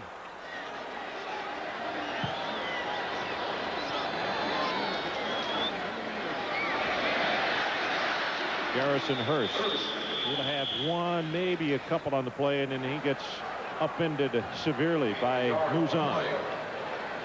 Ron, Wayne McDuffie has to feel good about the way this game plan is moving in this direction. He's been able to keep Clemson off balance. He hasn't. Sometimes you throw the long pass. He's running the ball now on first down, so he's doing things to try different formations. And Clemson is just a little bit affected by this. Ware has checked into the game, replacing Garrison Hurst. Play action is knocked away. Oh, another fine defensive play. This time it's Tim Jones, number 56. That receiver had come open, and it was 24, Larry Ware. And the linebacker knocks it down.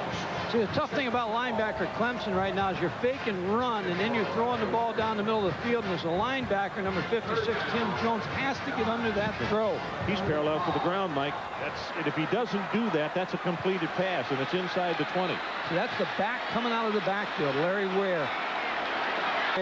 And if he doesn't do that, that's a completed pass, and it's inside the 20. So that's the back coming out of the backfield, Larry Ware. Third down. They need the 26. Zeier throws it complete at the 22-yard line. Arthur Marshall, I don't know how he came away with it. I thought Clemson had made an interception.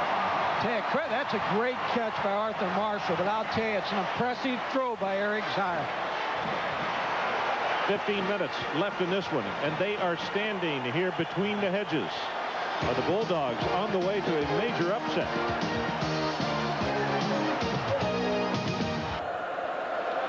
If that man had his way, he would find a fast forward on that clock and make sure that this next 15 just went by zap, just like that.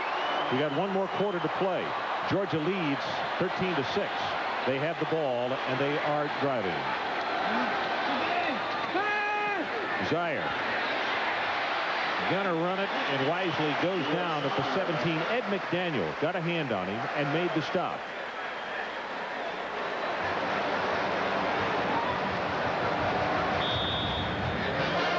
Zeier, a true freshman. As we mentioned, he did come into school in January and went through spring training. Poise and maturity are extremely important for a quarterback. For a first-year guy, he really has demonstrated it tonight.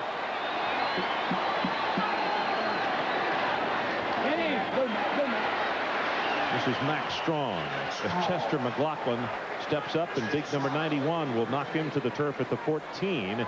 And that is not enough, I don't believe, for the first down. Nope, they have not called for a measurement, and it'll be third down for Georgia.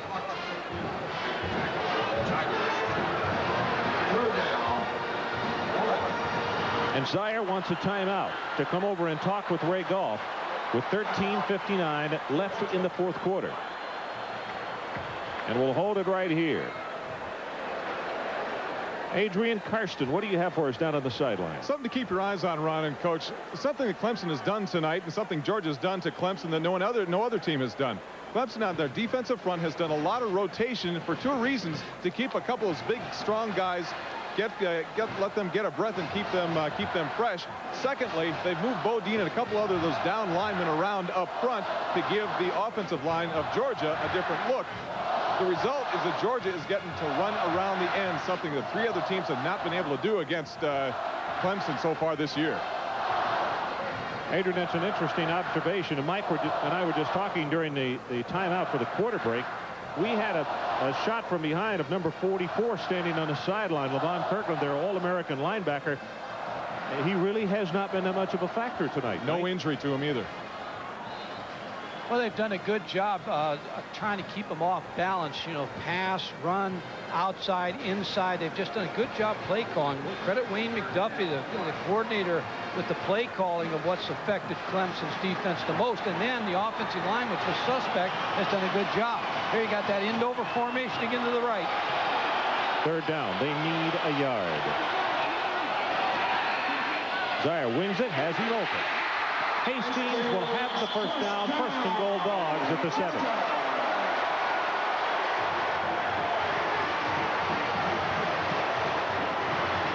Well, they've had so much success tonight with this formation. Every now and then you sprinkle in. You see only two linemen to the left. Here's the play action fake, and he's just going to throw the ball out in the flat. Just a good pass, good play call, good formation. Andre Hastings on the catch. And as you could see, he was under heat. He had to get rid of it. Where hit at the line of scrimmage, he will not have anything. In fact, if anything, he might have lost one. Coming up big was McLaughlin again, and he'll always come up big at 6'5", 325.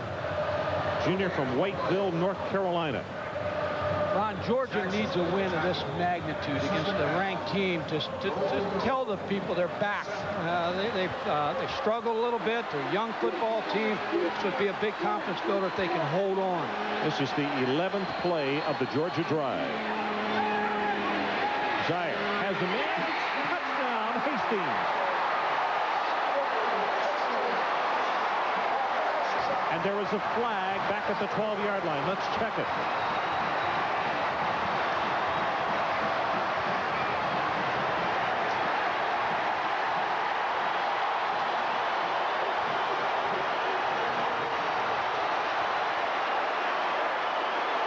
personal foul against Clemson.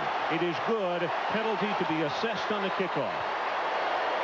Well, I can't say enough good things about number 10, Eric Zeier, the freshman quarterback. Just under so much pressure, and he's just delivered. He has played outstanding tonight.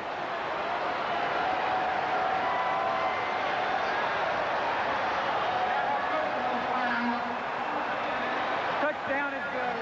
15 yards on the kickoff.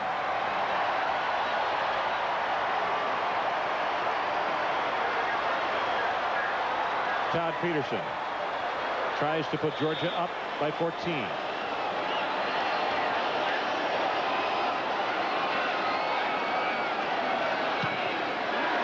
He does. Another look. Eric Zeier is going to drop back, three-step drop. He was going to try to throw the fade, and then Andre Hastings broke it inside and was wide open on the slant. Kick returns have been so important for this Georgia football team tonight. 11 plays, 48 yards.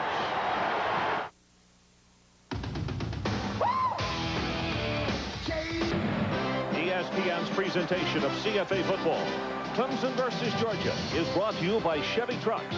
The trucks you can depend on, the trucks that last. And by Budweiser, the king of beers, with that clean, crisp, cold taste. Nothing beats a Bud. We're back in Athens, Georgia, between the hedges. Mystique or not, it is for real tonight. The number 6 ranked team at the present, with still a lot of time left in the game, is being shocked. They trail by 14.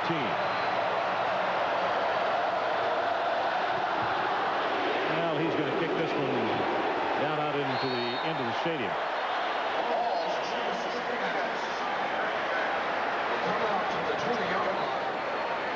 Tim Brando, you have an update for us. I sure do, Ron. Let's say, for the sake of argument, Clemson does lose. How about a sleeper for the national title out of the Southwest Conference named Baylor? David Klingler picked off 3 times. This one by Uzi of the Baylor defense, Mike McFarland. They get Texas A&M in 2 weeks in Waco. They could be a sleeper for the title. Well, today on our show this morning, game day, we had a preview of that Baylor secondary. Pass is complete to Terry Smith, close to the first down at the 30-yard line.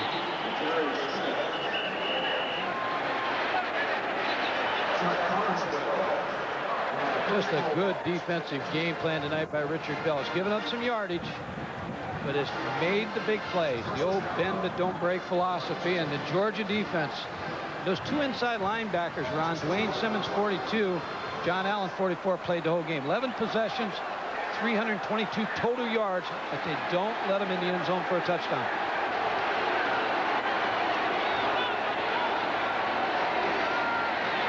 Fakes it to Williams. Receivers are covered. Cameron's going to have to get rid of it, and he throws it incomplete.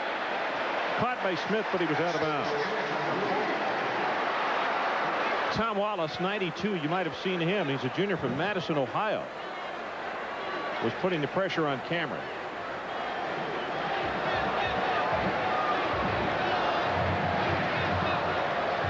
Still have enough time with 12:33, but their offense has just been, they have not been able to get the big play, where on the other side of the ball, Georgia's been able to make big plays. Clemson's going to start having to throw the football down the field.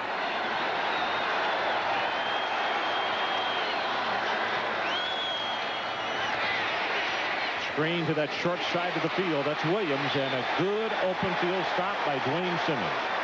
He's been all everything tonight.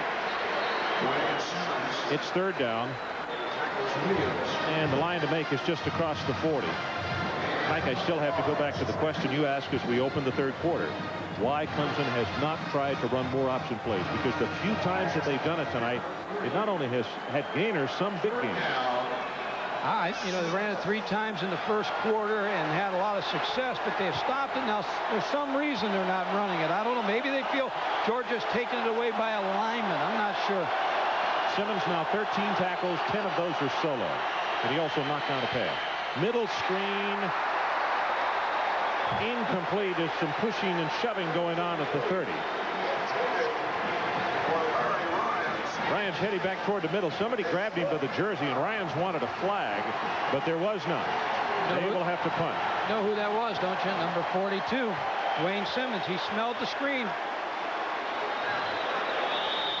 Chuck Lynch.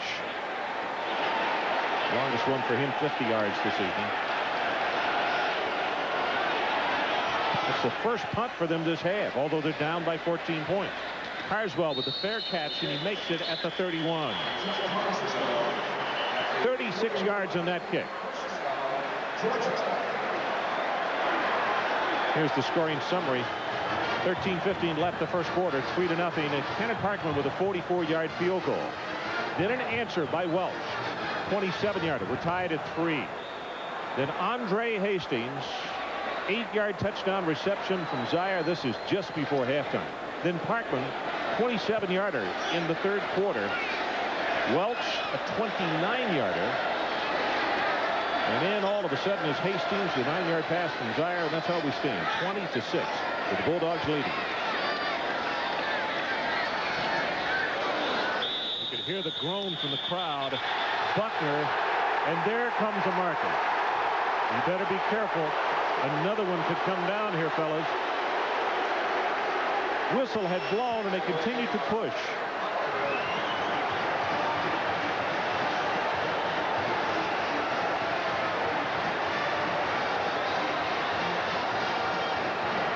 That's a dead ball foul, 15-yard penalty, unsportsmanlike conduct on the defense. First down.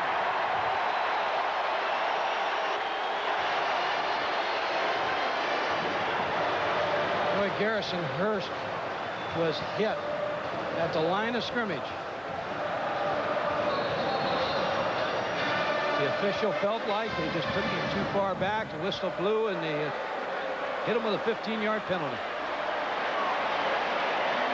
And here's another one of these things that has been terribly big, like the no play on the penalty when there was a fumble that Clemson had recovered just before halftime. They lose a touchdown on that. Here's a play they stop him for a yard or two loss, and the 15-yard penalty moves it out to the 46-yard line. Clemson now 5 penalties, 50 yards, and 3 have been majors. When you're on the road, you can't afford those penalties because they just hurt you so much. The clock operator upstairs, put 11:02 on the clock, please. 11:02.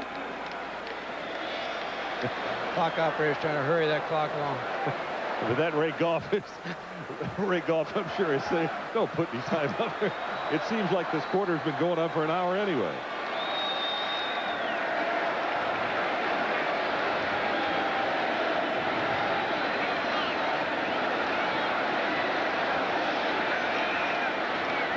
Sure that other Southeastern Conference teams on Georgia's schedule, the coaching staffs that are watching tonight have to be looking there thinking, wow, this number 10, we weren't planning on having to face something like this out of Georgia.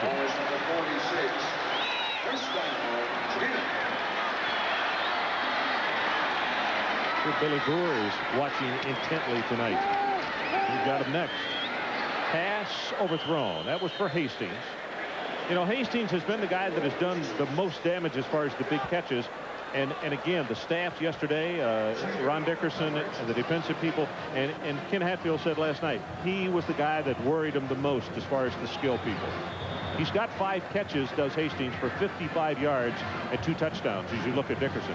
Ron, by the way, is the National Black Coaches President of the Black Coaches Association.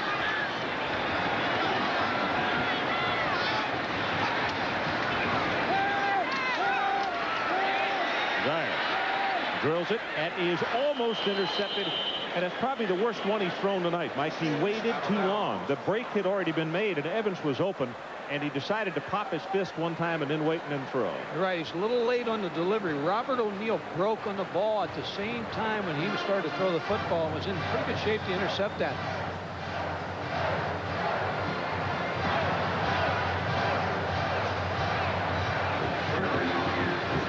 Clemson would like, or Georgia would like to run some clock also.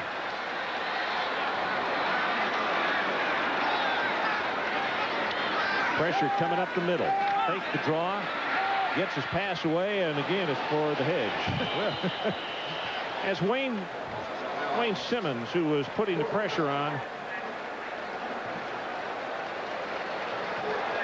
4th down. And Scott Armstrong comes on to punt. And that means Robert O'Neill and Darnell Stevens go back at a dual safety.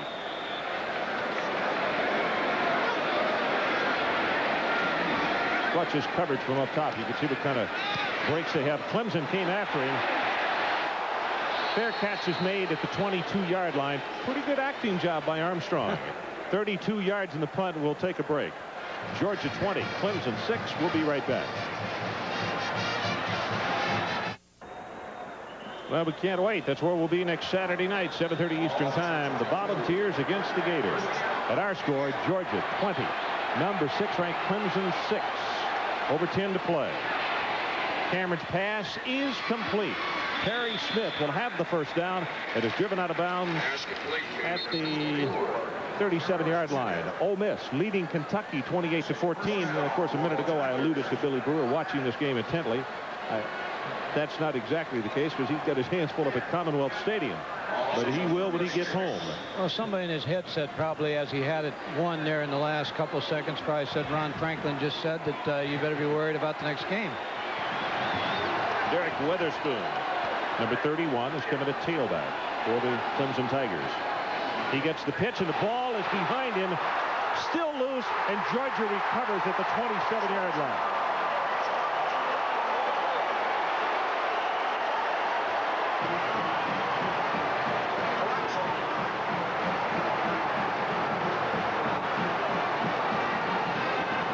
Mitch Davis makes the recovery, and now a discussion.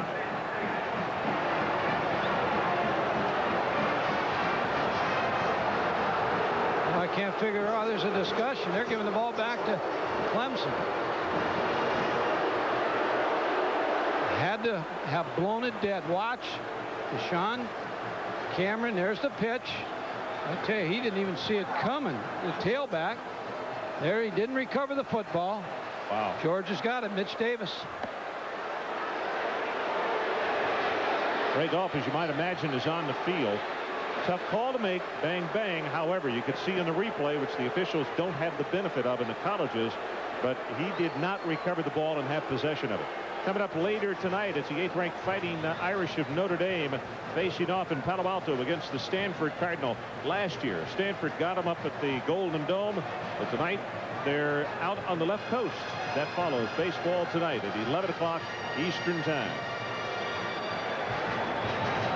Ron Franklin, Mike Gottfried, and Adrian Karsten in Athens, Georgia. Timeouts remaining. Clemson has one. Georgia has none. They don't care. They just want it to run. At 10:09 left to play in this one. And the Bulldogs leading by a couple of touchdowns. I'm not so sure. I don't blame him for booing on that call. I mean, unless there has to be a reason, obviously, because he came over and told Ray Goff, and Ray feels all right about it, I guess. So, but it didn't look like anybody recovered it.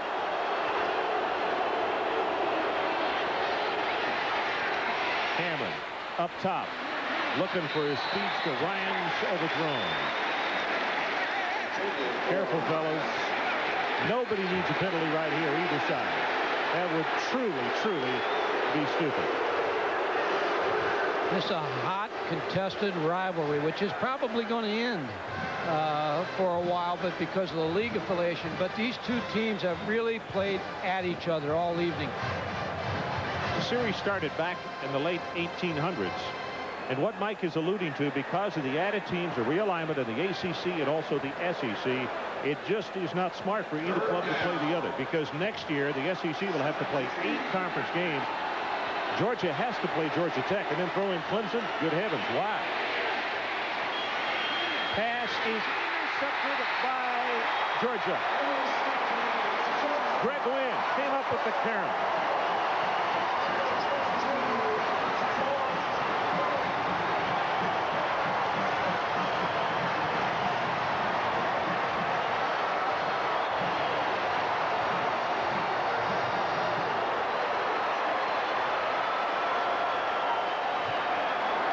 Probably the best thing out of this is the fact that now the officials, nobody can point a finger and say this happened after a call that should have been. There is no call that should have been.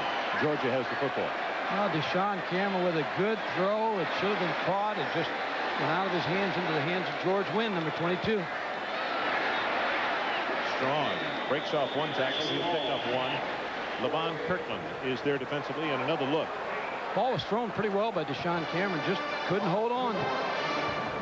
Georgia's been the opportunistic defense tonight.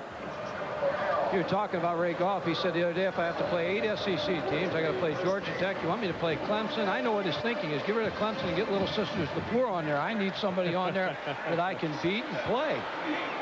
I don't need all those games. That's right. Sometimes the alumni don't think about that.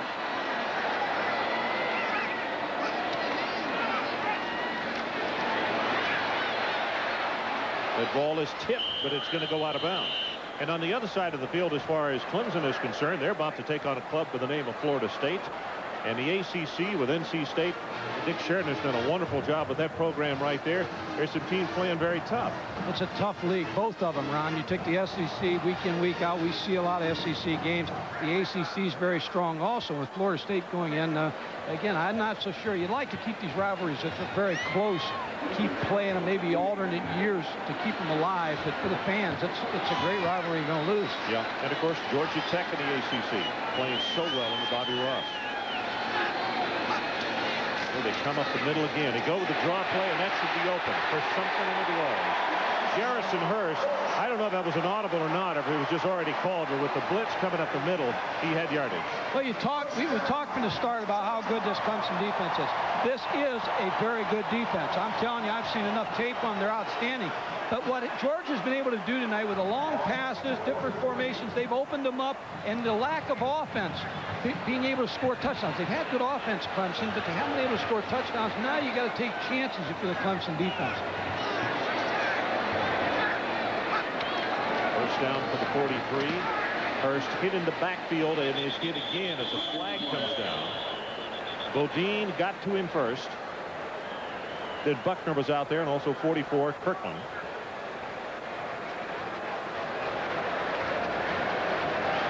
When you look on both sides of the ball, you look at the linebackers, Wayne Simmons, you look at Eric Zeier. I mean, what games those two players have played on for the respective units.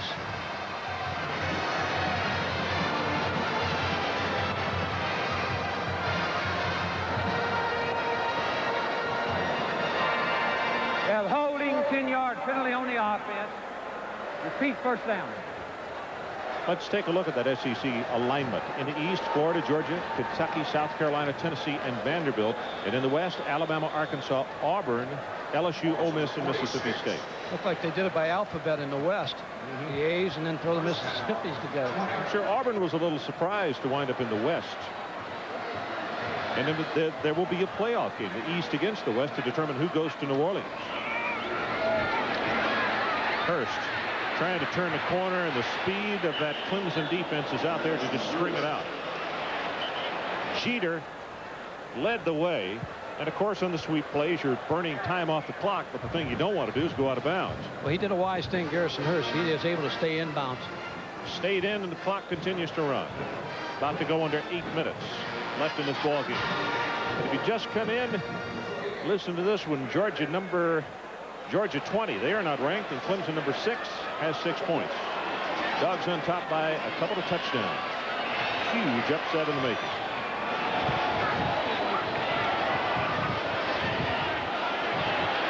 Zeier incomplete, trying to throw it in between the coverage of the zone, and O'Neal was there defensively. Arthur Marshall is the man he wanted.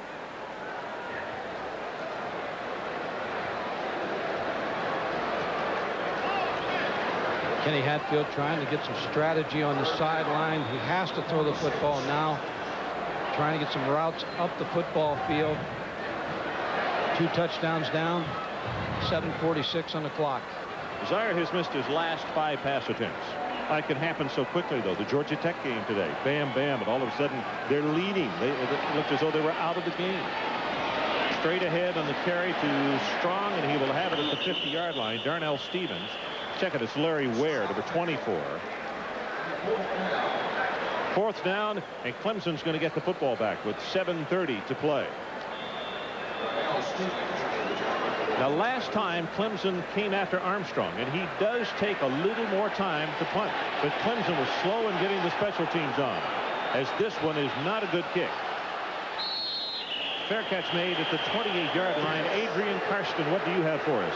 Gentlemen, I'm standing in the location of the next Stephen King movie, Pet Cemetery 2. Take a look at some of these dogs. Ugga, damn good dog. Ugga 2, not bad for a dog. Ugga 3, how about this dog? And Ugga 4, dog of the decades. Look at my milk bone as a pointing tool here. When they moved the stadium out here the past couple of years, they actually exhumed the remains of these previous dogs, and they now rest in a vault here in the Ugga Cemetery. Okay, Abe. Thank you very much. Our man everywhere, Adrian Karsten. Pass incomplete, and I'll tell you what, Mike, that ball came off the thigh pad of Howard Hall. He almost booted that thing in the air for a linebacker to make an interception. I tell you, just when things aren't going well, they just don't go right. You know, last time Clemson did not score a touchdown in the game was 1988, a 10-3 loss to North Carolina State. And they've been very good offensively, and of course we've already talked about how good they've been in defense. Clemson rushing in the first half, 25 for 147, and in the second half, 10 attempts for 1 yard. Because they've done a lot of this in the second half. Throwing the ball, better hurry, gets it away, almost intercepted. In fact, the closest man to it was John Allen, as Greg Jackson was putting on the pressure from behind. When you sprint, when you use a sprint out passing game, when you really tend to take the field down a little bit, you know, and you use a drop back, you can throw it all over the park. And I haven't seen any pull-up throws where they've thrown back, but when you sprint out, you're kind of limiting the field that your receivers have to run into. And Georgia's done a good job of settling in on the pass routes at this particular stage. But of course, they got a 14-point lead, and they know they're throwing the football. The line to make the 39.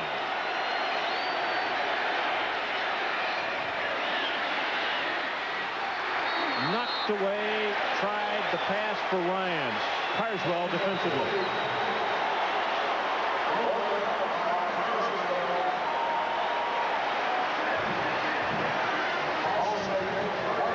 You're going to see they're going to try to run. Larry Ryan's down the middle of the football field. Look at the coverage by Chuck Carswell and George Wynn.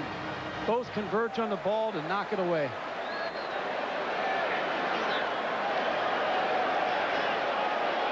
Chuck Lynch gets his punt away. Fair catch has been called for by Carswell, and we'll take a break. Now, only 6:46 left in the ball game. Georgia continues to lead by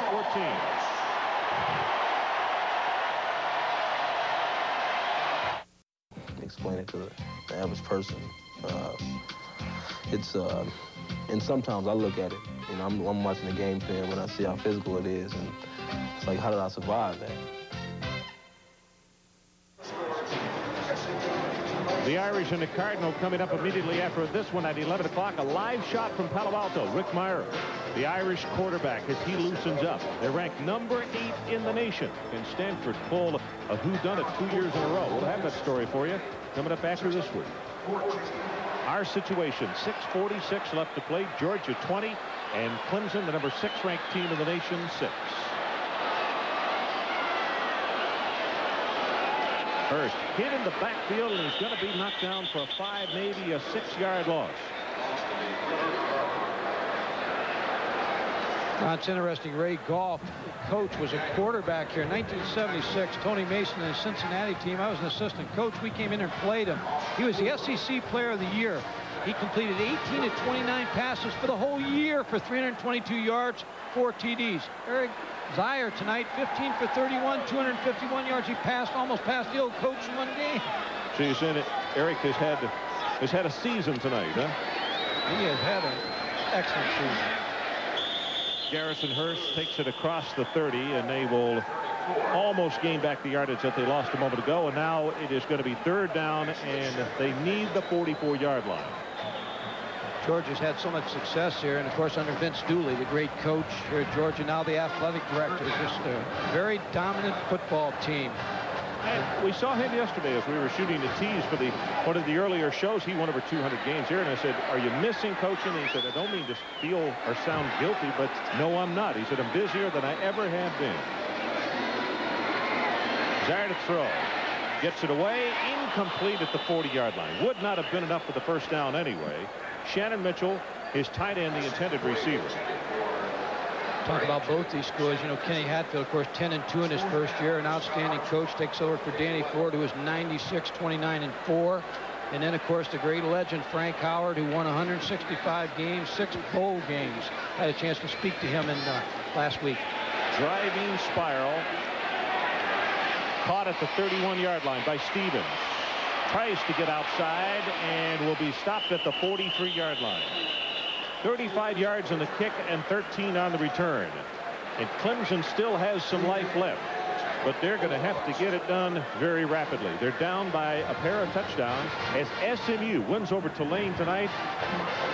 First road win in 5 years, and they lost their starting quarterback, Romo, last week. So undoubtedly, their bench folks did a great job. Clemson 5-13 left in the ball game, and they're down by 2 touchdowns. Cameron's going to run it. He'll come out of bounds at the 47. Ole Miss 35-14 over Kentucky. But next week's opponent now for the University of Georgia. Great thing for Kenny Hatfield. If there's one good thing tonight, if you can look at a loss, one good thing, it's not a conference game. You can still win your conference. I really believe coaches this year, of course, Florida State's a dominant team, Washington, but one loss doesn't take you out of the national picture. 2 losses, if you're a coach, you start talking about a playoff. Deshaun Cameron has him wide open at the 25-yard line. Ball is fumbled and is recovered by Witherspoon. Oh, it's good for 28 yards. Witherspoon got whacked. Watch this one. Brought him out of the backfield. Here you see Deshaun Cameron throwing back. Just talking a little bit ago about throwback passes off the sprint out, wide open. Look at that hit by Chuck Carswell. Clemson's got to use the clock. He has 4:48. Mike, if they punch it in right here, this thing's way, a long way from over. Onside kick can be devastating. Gibson, the tight end. He will come out of bounds at the 18-yard line. That'll stop the clock with 4:35 remaining. Al Jackson made the tackle. Into the 18.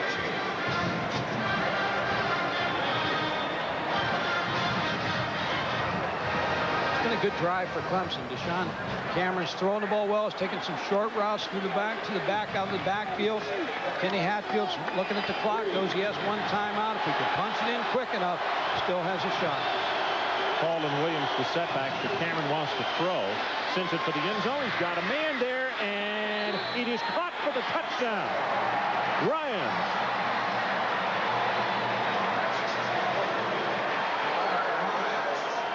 Now you might think about going for 2 here if you're Kenny Hatfield. 20-12. Get the 2-point conversion. Still got enough time that if you make the 2, you can win it.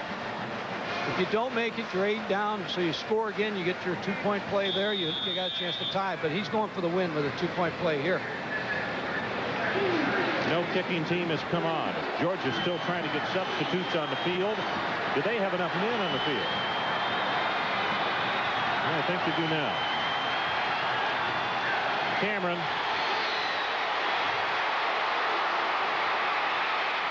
Incomplete.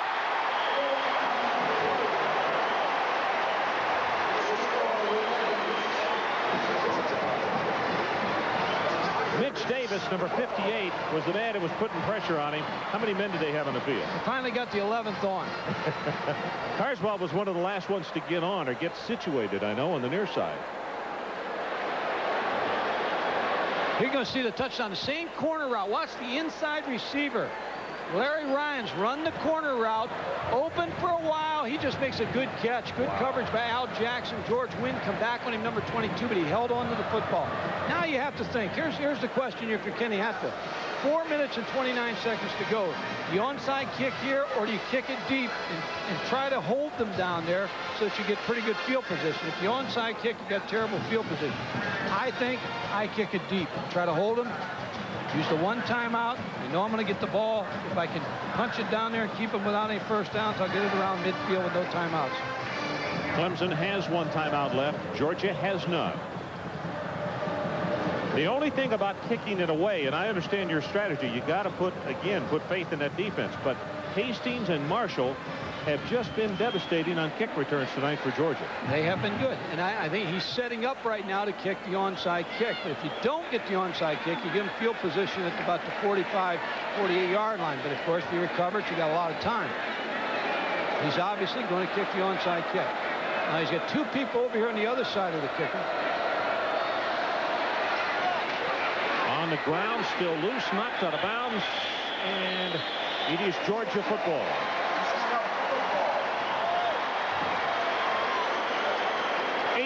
Shannon Mitchell, I believe, is the last man to touch it to come up with the recovery.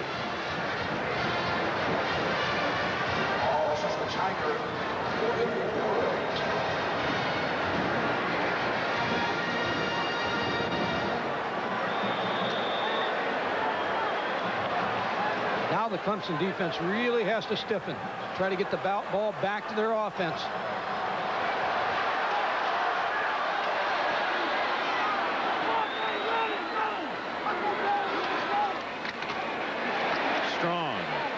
Four, now 5 yards. Brinson Buckner is there defensively. And now what Clemson has to do, they got to stop him on this down and then use the timeout. Can't burn it right now. And in fact, the next time that they're going to have to snap the ball, the 25-second clock has just started. So they're going to be able to take this thing down to 3:40, 3:35 in that vicinity. 3:40. And amazingly, Georgia is right back at the line of scrimmage. I'm going to be surprised if they snap this thing quickly. Well, the youngster wasted about 6 or 7 seconds. Hurst gets the ball. He's going to be knocked down by Kinsel Jackson. Now, there is a lack of experience. He took the snap at 8 or 9 seconds. He could have run that thing down. It's down to 1 or down to 0. He's got to use the clock. I still wouldn't use the timeout if I'm Clemson. I'm going to try to stop him here on 3rd down. If I'm Georgia, I'm going to try to throw the football. Try to stop him here. Don't use the timeout. You want the timeout one more time.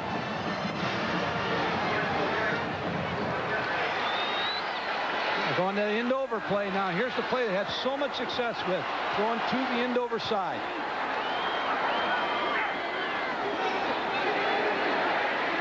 Zeier going to go long. Tipped away, and a great defensive play by Robert O'Neill. You could see Marshall was camping out under the football, and he knocked it away. Nothing wrong with that call. I'm going to tell you, good offensive call, just defended very well by Robert O'Neill. See, Arthur Marshall has him beat on the post. Eric Zeier is going to put that ball up. Watch Robert O'Neill come over with his left arm and knock that ball away.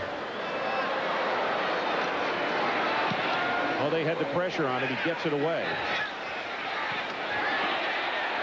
And it will be down at the 5-yard line.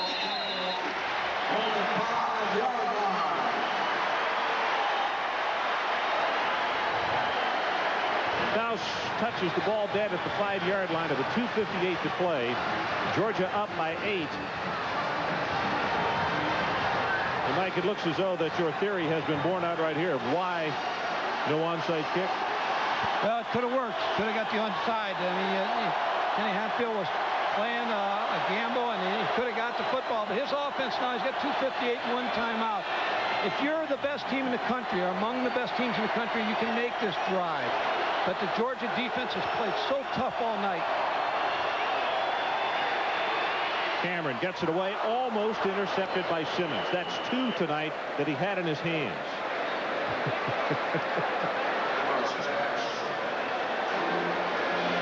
Kenny Hatfield did an excellent job at Arkansas and is doing the same thing here at Clemson. Look at this throw. Dwayne Simmons, number 42, has had 2 right in his hands tonight. He's going to have to practice that next week in the drills.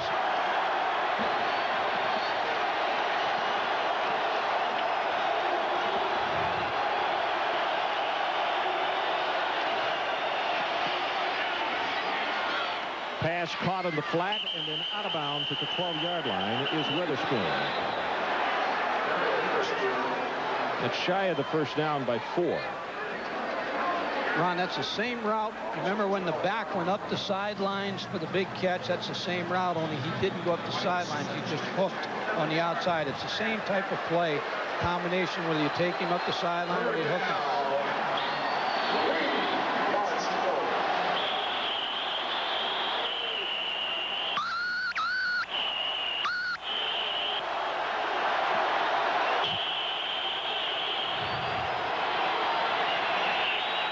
Cameron in the flat, almost intercepted by Mike Jones.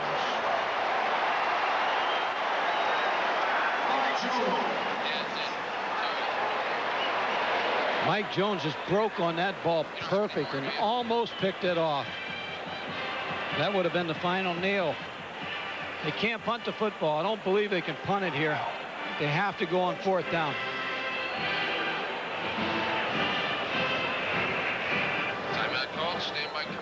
Timeout called by Clemson. It's their last of the ball game, so we'll take it with them. 2:41 left to play. Georgia on the verge of a huge upset.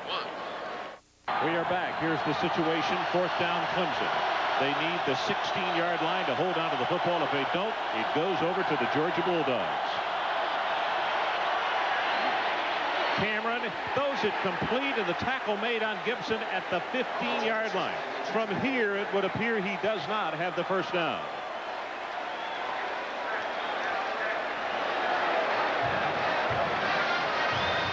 Clemson can ask for the measurement, but the official says no. It is well short of the first down. And now the Bulldogs have to only run off 2 minutes and 31 seconds to pull off what is certainly the biggest upset in the career of Ray Goff. Kenny Hatfield come into a tough place tonight here. The crowd was in the game, a fired-up Georgia football team. Clemson's a solid football team. They'll be back.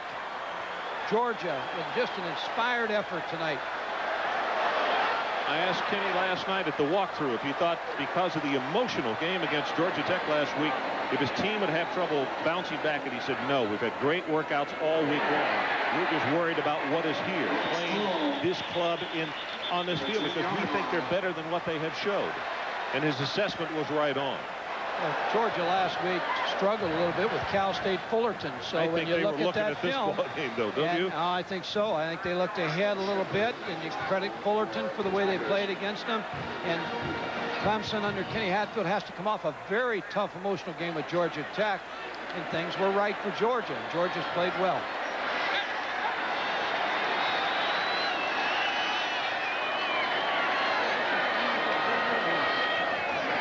Strong to the right side. They'll put him down at the 1-foot line.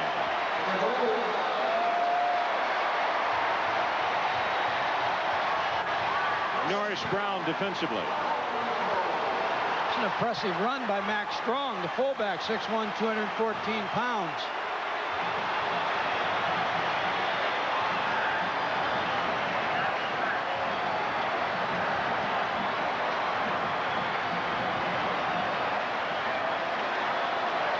Clock continues to run. 1:33, now 1:32.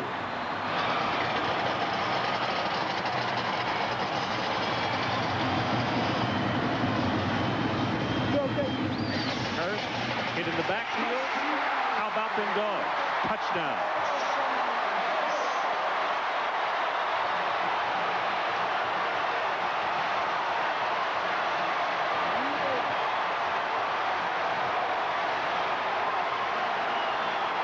Now the question that was asked off the top of the telecast, do you know me? Do you know the Georgia Bulldogs?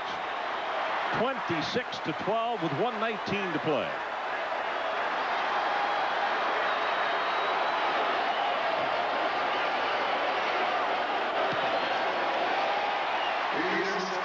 Extra point is good, and right now, let's take care of some business. Tonight's Visa Players of the Game, and it's defense for both teams. Kenzel Jackson, and what a game he had tonight. 6 tackles, 5 solo. He had a sack. And for the University of Georgia, Dwayne Simmons. Simply incredible tonight. 13 tackles, 10 of those were solo, 2 broken up passes, and he had a sack. And as a part of the continuing effort to further the development of amateur athletics, Visa is proud to donate $1,000 to each of these universities and $1,000 to the U.S. Olympic Fund on behalf of these athletes. Coming up next should be just as exciting as this one. We'll be going live to Palo Alto, California, where the Stanford Cardinal is playing host to the Fighting Irish of Notre Dame. Ron, if I ever went back to coaching, I'm taking this tomahawk thing back with me. This thing where everybody moves their arms like I know as Florida State does it, the Atlanta Braves do it, and Georgia's doing it. This right here, they're not doing it for Florida State. It's because the Braves won the West today. I don't care why they're doing it. I'm doing it if I ever do that again. Well, my only observation is like if it will replace the wave, I'm for it. And tonight it has.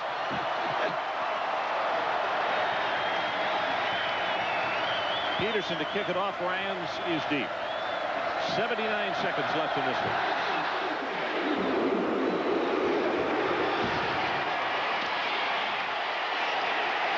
At the 25-yard line, Caputo, one of the short up blockers.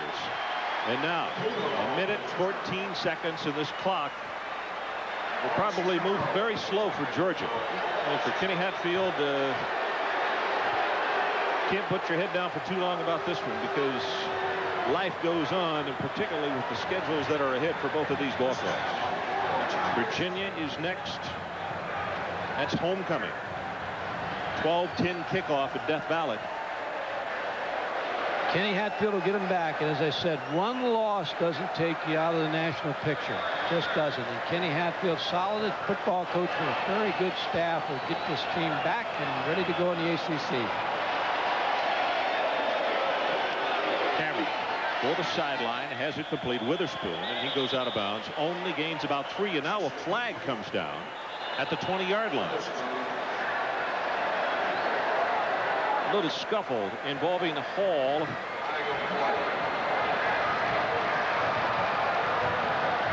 And one of the Georgia linebackers.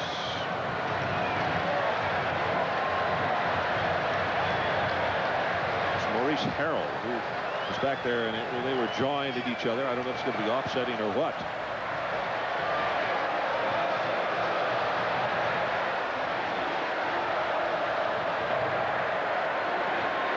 We have a personal foul, dead ball foul on both teams. Number 49 and number 45 been ejected from the ball game. You know what? The NFL could take a great lesson from that. Don't mess around with it. They call offsetting penalties constantly. It doesn't mean a thing. Nobody's penalized, and they just do it again 2 plays later. Kick them out of the ball game. Let them know you mean it. Yeah. Coaches wouldn't like to hear you say that. Cameron scrambles all the way back to the end zone, and it's intercepted by Hart. 5 turnovers.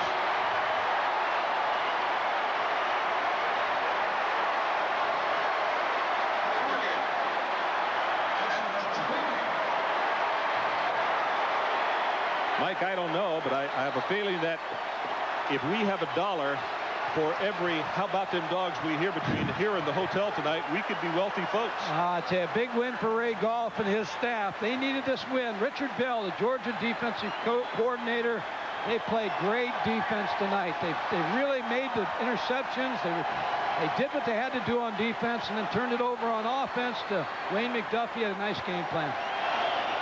Preston Jones in at quarterback, and he will go down on one knee. Let me say one thing about Ray Goff. The one person who is missing tonight that I know for all the world that he would love to be here, his father passed away this past year, suddenly of a heart attack. And they were just very best friends. And I know that Ray would give anything in his world if his father could have been here to see this tonight.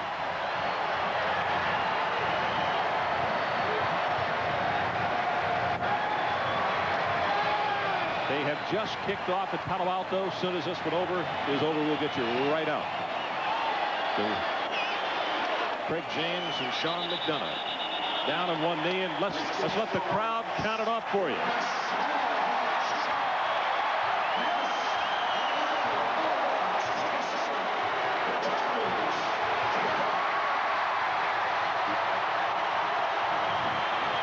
Once again, the final score, Georgia 27, Clemson 12. Sean McDonough and Craig James are standing by at Stanford. Well, they will bring you all the action. For Mike Gottfried and Adrian Karsten, I'm Ron Franklin. Good night from Athens, Georgia. They say great quarterbacks are born, sprinkled of sacred athletic dust.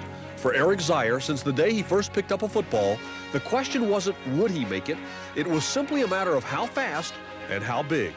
And now upon his graduation at Georgia, his name is already legend, joining the select list that reads Trippy, Sinkwich, Walker, Tarkenton, and now add the name Zeier.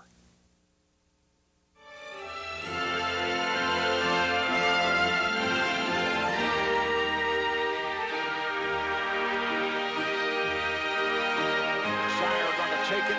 Zeier rolls right, stops, and he throws a long one down the middle, and it is touchdown!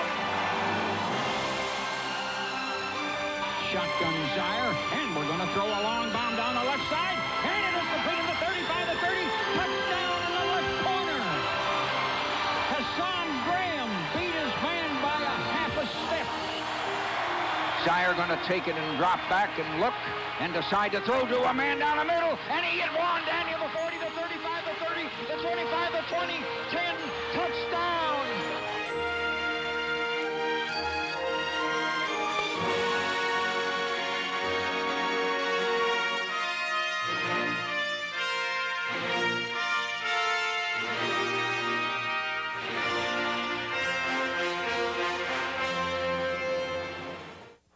Football in the Southeastern Conference is more than just a game. It is a part of life, handed down from one generation to the next. And each generation has its heroes. Many great quarterbacks have played in this league. Joe Namath, Kenny Stabler, Heisman Trophy winners Pat Sullivan and Steve Spurrier. Fans will debate through the ages as to who was the best ever. But one thing is for sure. After completing his career at Georgia, Eric Zeier can definitely be included in the argument. During his career at Georgia, Eric Zeier set 67 school and 18 Southeastern Conference records. His name has become synonymous with achievement by a Bulldog quarterback. His records, the standards by which all others will be measured. Many of the Georgia faithful have followed his career since high school and anticipated his greatness. For his father, the first indication of superstardom came at a much earlier age. He certainly understood a work ethic, and I think it sort of lends itself back to when he was a real little kid, the pain that he was just in all the time with his hernia, ear problems, and things of that nature. Then when it came to working hard and the pain it takes when you're working, that was incidental to the pain that he'd suffered and finally grew out of. So he sort of had an edge on a lot of other kids because of that. So, you know, other than that, he grew up like a regular kid. As Eric grew up, his skills in other sports matured as they did in football. At 5, he was goalie on the 8-year-old soccer team. In basketball, he played point guard in 8th grade on his South Carolina varsity high school basketball team. Then came the much-talked-about move to Germany, where as a sophomore, he quarterbacked his team to the American Football High School Championship. For Eric, his days moving with his family to different Army bases helped him mature socially and mentally, as well as physically. Absolutely. It makes you mature a lot quicker, and you do have to adjust to different situations and circumstances, different cultures, different types of people and what they believe in. So you get to see it all. You get to see a lot of it. You know, I've seen all kinds of different beliefs and people looking at different things or seeing things in a different manner. And I think it helps you grow up a little bit quicker. You're not just in a position where you see one way of doing something. And having that opportunity to go about and see people going at something and just going at it different ways, it helps you just grow up. It helps me on the football field see things a little bit better. Or I can understand how people are going at something. So, and it makes you work harder too. You never can sit back and rest on your laurels. You have to go out there every time you move. You had to prove yourself again. Same thing every week in football. Upon his return to the States, after weighing the options, Eric and his father decided on Marietta High School and Coach Dexter Wood. His senior year, he led Marietta to a 12-1 record and the state playoffs. It wasn't long after that, he decided Athens, Georgia was his next stop. Probably the second day of my visit at Georgia, or I guess it was a Saturday, and I decided then and ended up coming to school that next Monday. So it was a quick process. Head coach Ray Goff committed to change Georgia's offensive focus to build around Zeier. It was a decision neither would regret. After visiting there and getting... Mel Davis, third quarter. Zeier to Hunter, 60 yards. Many great quarterbacks have played in the SEC. Namath, Stabler, Sullivan, Spurrier, but only one had a 500-yard passing day, Eric Zeier. When we finally finished, I thought I had, 330 yards, something like that, and, somebody said, well, you've got the SEC record, and, I had no idea what the SEC record was. When somebody said 500 yards, that's a little bit hard to, hard to fathom, I guess, when you throw for that many yards. Against Southern Miss, he was 30 of 47 for 544 yards. The 4 touchdown passes tied a career high. The Dogs won 54-24, and the Georgia offense had finally found a system that worked. Let Eric Zeier put it up. The more you get into it, the better you feel. I wish you could find a potion and bottle it up and take it, but I found that the harder you work and the harder you prepare, the more times that can occur, that can happen, and it's just you get out there and everything just happens right. It seems like everything's in slow motion, and you can put the ball exactly where you want to all the time, anywhere on the field. Same song, different verse the next week against Vanderbilt. Georgia's aerial assault would click on all cylinders against the Commodores. Zeier again had a spectacular day. 25 of 35 for 379 yards in just 3 quarters of work. For the second week in a row, he had 4 touchdown passes. But this week, they were to 4 different receivers. Bryce Hunter, Hassan Graham, Jeff Thomas, and Jerry German all managed to get into the end zone. Georgia rolled through Music City 41-3. Homecoming in Athens brought the Kentucky Wildcats to Sanford Stadium. And once again, the Dogs would ride the right arm of Eric Zeier to victory. Each pass, each completion, each yard gain would further entrench him into the record book. Against the Cats, he was 31 of 47 for 425 yards and 3 touchdowns. He went over 2,300 yards for the year. Every yard from this point on would set a school record. With Kentucky ahead 28-27 in the fourth quarter, Zeier went to tight end Shannon Mitchell for what proved to be the clinching score. With Kentucky driving for a possible upset, the Bulldog defense would come up with a big play. Charlie Clemons gets the interception, and Georgia gets the 33-28 win.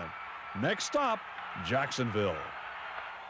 The weather did not cooperate on October 30th, 1993, as Georgia and Florida waged war at the Gator Bowl.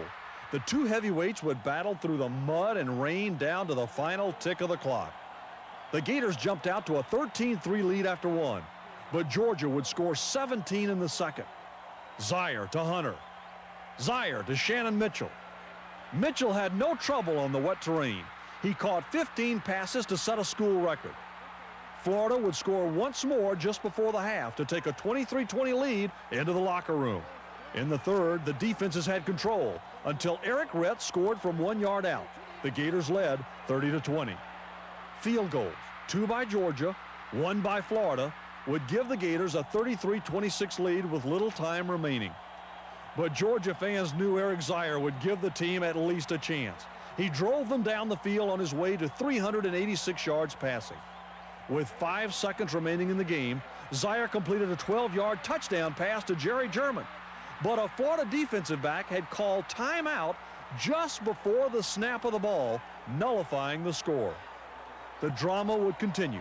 Zeier then threw for Hassan Graham, but pass interference would give the Dogs one more chance.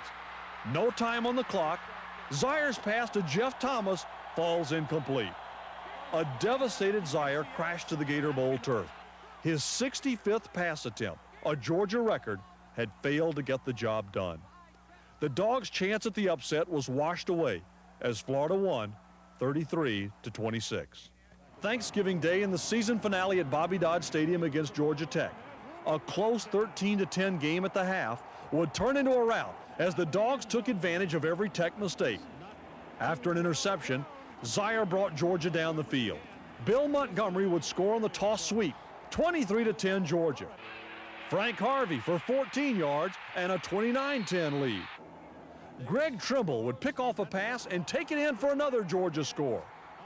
Late in the fourth quarter, Zeier would connect with James Warner for Zeier's only touchdown pass of the game. After the touchdown, tempers would flare and both benches emptied.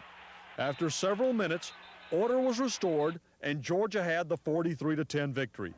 Zeier had thrown for 328 yards in beating the Yellow Jackets. It capped off his sensational season. He set the school record and conference record for passing in a single year, 3,525 yards. He had set 61 school records in his 3 years, including career passing, 7,757 yards, and career touchdown passes, 43. At one point, he had 130 consecutive passes without an interception, another Georgia record. His place in Bulldog history was secure after just 3 seasons. But would Eric Zeier call it a career and move on to the NFL?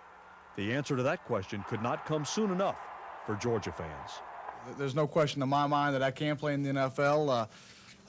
You know, and you talk about, you know, even if I were to go this year, the 3rd or 4th round pick, that's nothing to be ashamed of at all. It's, you know, obviously I do have areas I want to improve, but, and it is a big step up, but, you know, I believe I can play, but, you know, again, that's in the future, and we'll worry about that next year. There's nothing wrong with being drafted in the 3rd or 4th round, I can promise you. I mean, you're going to make pretty good money. But I think by him coming back to school, he has an opportunity to improve his status that financially can mean even more money to him in the future. Oh, coming back was excellent. When I weighed all my options and looked at what was out there if I did leave school and looked at what was here if I stayed in school, it was, you know, it was definitely the right decision to stay. Eric Zeier would return for his senior year between the hedges, and Georgia fans breathed a sigh of relief. There were many question marks surrounding the 1994 Georgia Bulldogs, but at least quarterback would not be one of them. For many, the season's hopes rested with the arm of number 10. New quarterbacks coach Greg Davis knew he had inherited a thoroughbred, a horse the Bulldog offense would continually look to ride. He's a guy that the team looks to on the bad days. Everybody can play on the good days. When things are going good and everybody's up, it's easy and fun to go play. But from that position, we need some leadership that when things aren't going good, they're going to look to him, and what they need to see is a very mature and a very poised quarterback. His strengths are leadership. He's definitely a leader. We look to him in leadership. I mean, he was kind of like our savior. You know, we look for him to bring us out of, you know, bad situations, and he's also poised. You know, he's got a, you know, he keeps his head about himself. You know, he keeps calm under pressure. The Dogs opened Zeier's senior campaign on the road at South Carolina. The crowd was electric with the anticipation that the opener always brings. Georgia fans traveled to Columbia in force to see what kind of start the Dogs would enjoy. And they didn't have to wait long for their answer. South Carolina actually won the toss, but chose to defer their decision until the second half. In essence, they decided to give Zeier the ball first. Big mistake. On the game's second play, he goes up top for a streaking Hassan Graham. 77 yards later, the Dogs had their first touchdown of the season.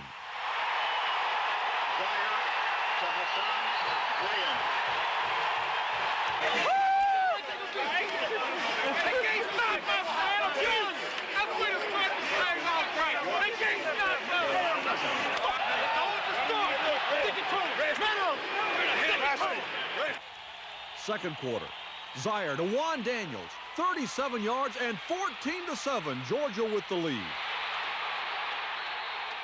That way to go, boy! That way to go! That's what I've been waiting for. Right there. That's what you're capable of doing right there every time. You're capable of that, baby. Now you got your feet wet. This our team, baby. Got your feet wet, baby. The Gamecocks would hang in there, though. Tied at 14, Georgia would get another big play. Hassan Graham slips behind the defense, and Zeier finds him. A 63-yard score and a 21-14 lead.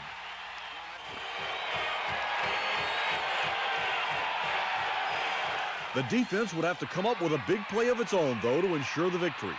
Georgia had a 24-21 lead when Corey Johnson picked off Steve Tannehill. Georgia would escape Columbia with a 24-21 win. It was Zeier's second-best yardage performance ever. 485 yards on 31 of 51 passing.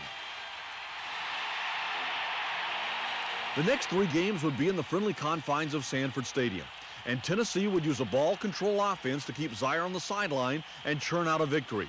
Zeier did make the most of his opportunities, passing for 401 yards, but the Dogs' defense was overwhelmed. Tennessee wins 41-23. 4-4 setup. Takes the snap. Looks for somebody, goes to the second man. It is complete to Bryce Hunter on the 36. He's going to the far side on the 40. Georgia would rebound the next week in a big way. The Dogs would take out their frustrations on Northeast Louisiana. Without breaking a sweat, Zeier was 8 of 10 for 164 yards and 3 touchdowns. The Dogs rolled 70-6. Lead the receiver into the corner, touchdown. Noise, Josh Nelson back, and we sacked him on the 20. Georgia would improve to 3-1 the next week against Ole Miss in Athens. The Dogs would only score 2 touchdowns, both off the right arm of number 10. The first one went to his favorite receiver, Bryce Hunter. The second was to Larry Bowie out of the backfield. The incredible numbers had become routine. 24 of 44 for 257 yards. The Dogs would hang on 17-14. They would improve to 4-1 on the year. Next stop, Tuscaloosa. We had a really tough schedule, and throughout the tough schedule, I think, it was mainly him that kept fighting and kept, pushing and kept, trying to come back, no matter what the circumstances were. And I think, truthfully, at the end, I think he came out on top. While Zeier's totals were daily headlines, his targets had developed a lofty reputation of their own. And Zeier himself would be the first to tell you that he had a talented stable of receivers. The speed of Hassan Graham, the gifted hands of Andre Hastings, Bryce Hunter, and others. All weapons used to their fullest by Zeier, but they had to make the catches. Not too hard, it's not too soft, just one of those passes that's right on time, is there, and it's always catchable. And he gets the ball there. We just, when we get to our routes and our destination points, the ball is there right where it is, so he's really accurate. As a wide receiver, when you know that you're going to have an opportunity to catch the football at any given time, it forces you to prepare yourself, and it forces you to go full speed on every route, and it forces you to concentrate on every route, and it forces you to be ready when the time comes. In its long history, Georgia had never won against Alabama in Tuscaloosa. The Dogs had been victorious against the Tide in Birmingham, but trips to the campus were infrequent. The 1994 Bulldogs were hoping to change history.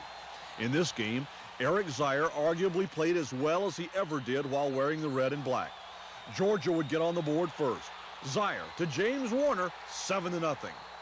Tied at 7, Zeier would once again make the impossible look simple. This 24-yard pass to Hassan Graham is a thing of beauty. It is thrown over one defender and outside of another. The pinpoint precision made it possible for only one man to catch it, and Graham hauled it in.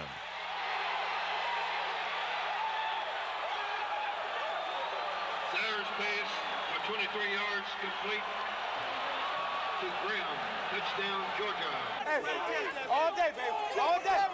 All day. Whole offense down here.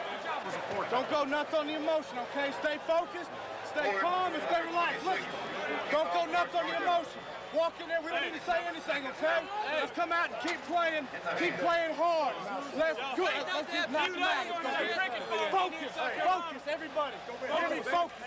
Let's go. The offensive explosion would continue. In the second quarter, Zeier would pick up his 3rd touchdown pass. Bryce Hunter's score made it 21-7 Dogs. But Alabama would open things up in the second half.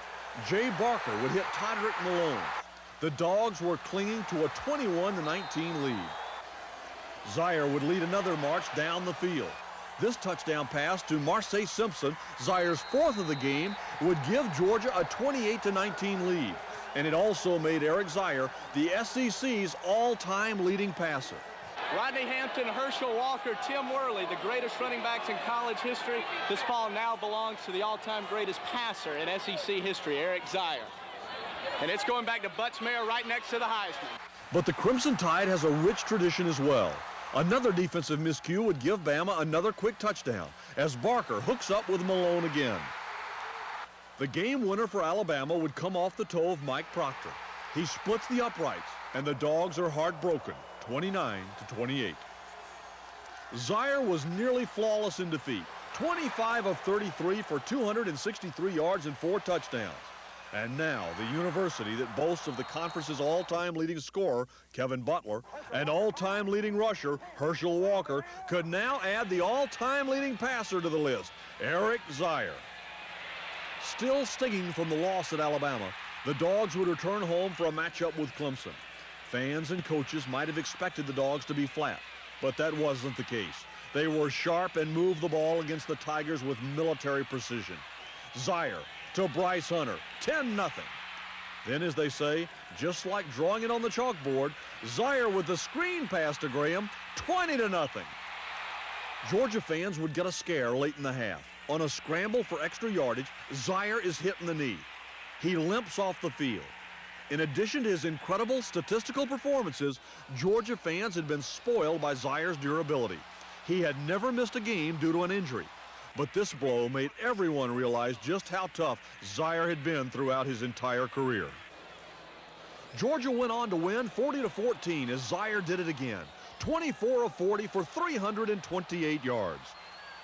But the inconsistency of the 1994 Dogs would show up the next couple of weeks. A flat Georgia team would be upset by Vanderbilt, despite a 441-yard barrage by the Bulldog quarterback. The next week at Lexington, Kentucky, Zeier would again eclipse the 400-yard barrier, but he needed 2 fourth-quarter touchdown passes to Hassan Graham to lead the Dogs to victory. This one, a 55-yarder. It was a Carlos Yancey interception in the closing seconds that finally put an end to this one. Georgia wins 34-30 as Zeier goes 36 of 51 for 420 yards. The next 2 weeks would be the tale of two teams as well. The Dogs get blown out against Florida at Gainesville. The first game played at the Swamp in 60 years. This Florida interception, run, and score on the final play of the first half would sum up the Dogs' hard luck performance. The 52-14 setback had some folks feeling it would be more of the same in the next game at undefeated Auburn. And it looked like that might be the case. The Tigers and Dogs were tied at 9 when Auburn tried to pull away. A Patrick Nix touchdown was followed by this Stephen Davis 41-yard scamper, and Auburn looked to be in control at 23-9. But as the star of the show, Zeier would save his heroics for the final act. On 3rd and 8, Zeier rifles one to Jeff Thomas, who makes a lunging catch. That gave the Dogs a pivotal first down, which made the next play possible. Zeier goes upstairs again to Juan Daniels, 79 yards. Auburn's lead down to a single touchdown. Later, Zeier to Bryce Hunter, 23-23, and Auburn fans were in disbelief at the quick strike scoring ability of Zeier. He was 17 of 42 for 261 yards. Still, it would take a little luck to escape from the plains with a tie. Auburn's Matt Hawkins misses the field goal, and Georgia tied the Tigers, snapping the nation's longest unbeaten streak. The Dogs would close out their season and Eric Zeier's Bulldog career at home against Georgia Tech. The Dogs looked poised and confident from the opening kickoff. The defense was wreaking havoc with Tech's attack. Yellow Jacket turnovers gave Georgia the opportunity to get on the board early and often. Zeier to Bryce Hunter, touchdown. Second quarter, Zeier to Juan Daniels, 17-3 Georgia. It would be Eric Zeier's last touchdown pass as a Bulldog, because then the unthinkable happened. Eric Zeier got hurt. After the throw to Juan Daniels, Tech's Elliott Fortune rolls into Zeier's leg, straining a knee ligament. His day, his career were over. Backup Mike Bobo came in the game and performed brilliantly in Zeier's absence. The Dogs would whip Tech 48-10 to finish the season 6-4-1. Eric Zeier had played in 46 games in his 4 seasons. He had never missed a game. But in this, his final game, he had to be helped from the field. He received a standing ovation from the Georgia faithful as he left Sanford Stadium for the last time, leaving behind memories and records that will last a lifetime. Eric Zeier's legacy will be remembered in 2 ways. First, his statistics, and second, his competitiveness. Focus, everybody. Focus. The numbers are so incredible it is difficult to believe he achieved them in only 4 years of play. 67 touchdown passes, 838 completions, and 1,402 attempts. That's nearly a 60% completion rate. But the big number is yardage, 11,153, the most prolific passer in the history of the SEC, and the third highest total in NCAA history. Eric Zeier holds 67 University of Georgia records and 18 Southeastern Conference records. But Eric Zeier was more than a man who would go out and put up big numbers. He was a leader in every sense of the word. The fiery competitor would never give up, and following his example, his teammates would not say quit either. There were times in his Bulldog career that the odds were against Georgia, but when the fans needed something or someone to count on, they would always turn to Zeier. Perhaps the biggest tribute to Zeier is to say that despite underdog status at times, Georgia fans still believed anything was possible. They believed the right arm of number 10 could lead them to glory. But his Georgia career is over. Zeier can now take his place among the all-time greats in the SEC. And the argument will rage. Who's the best ever? Namath? Spurrier? Stabler? There's one way to know for sure. Look at the record book.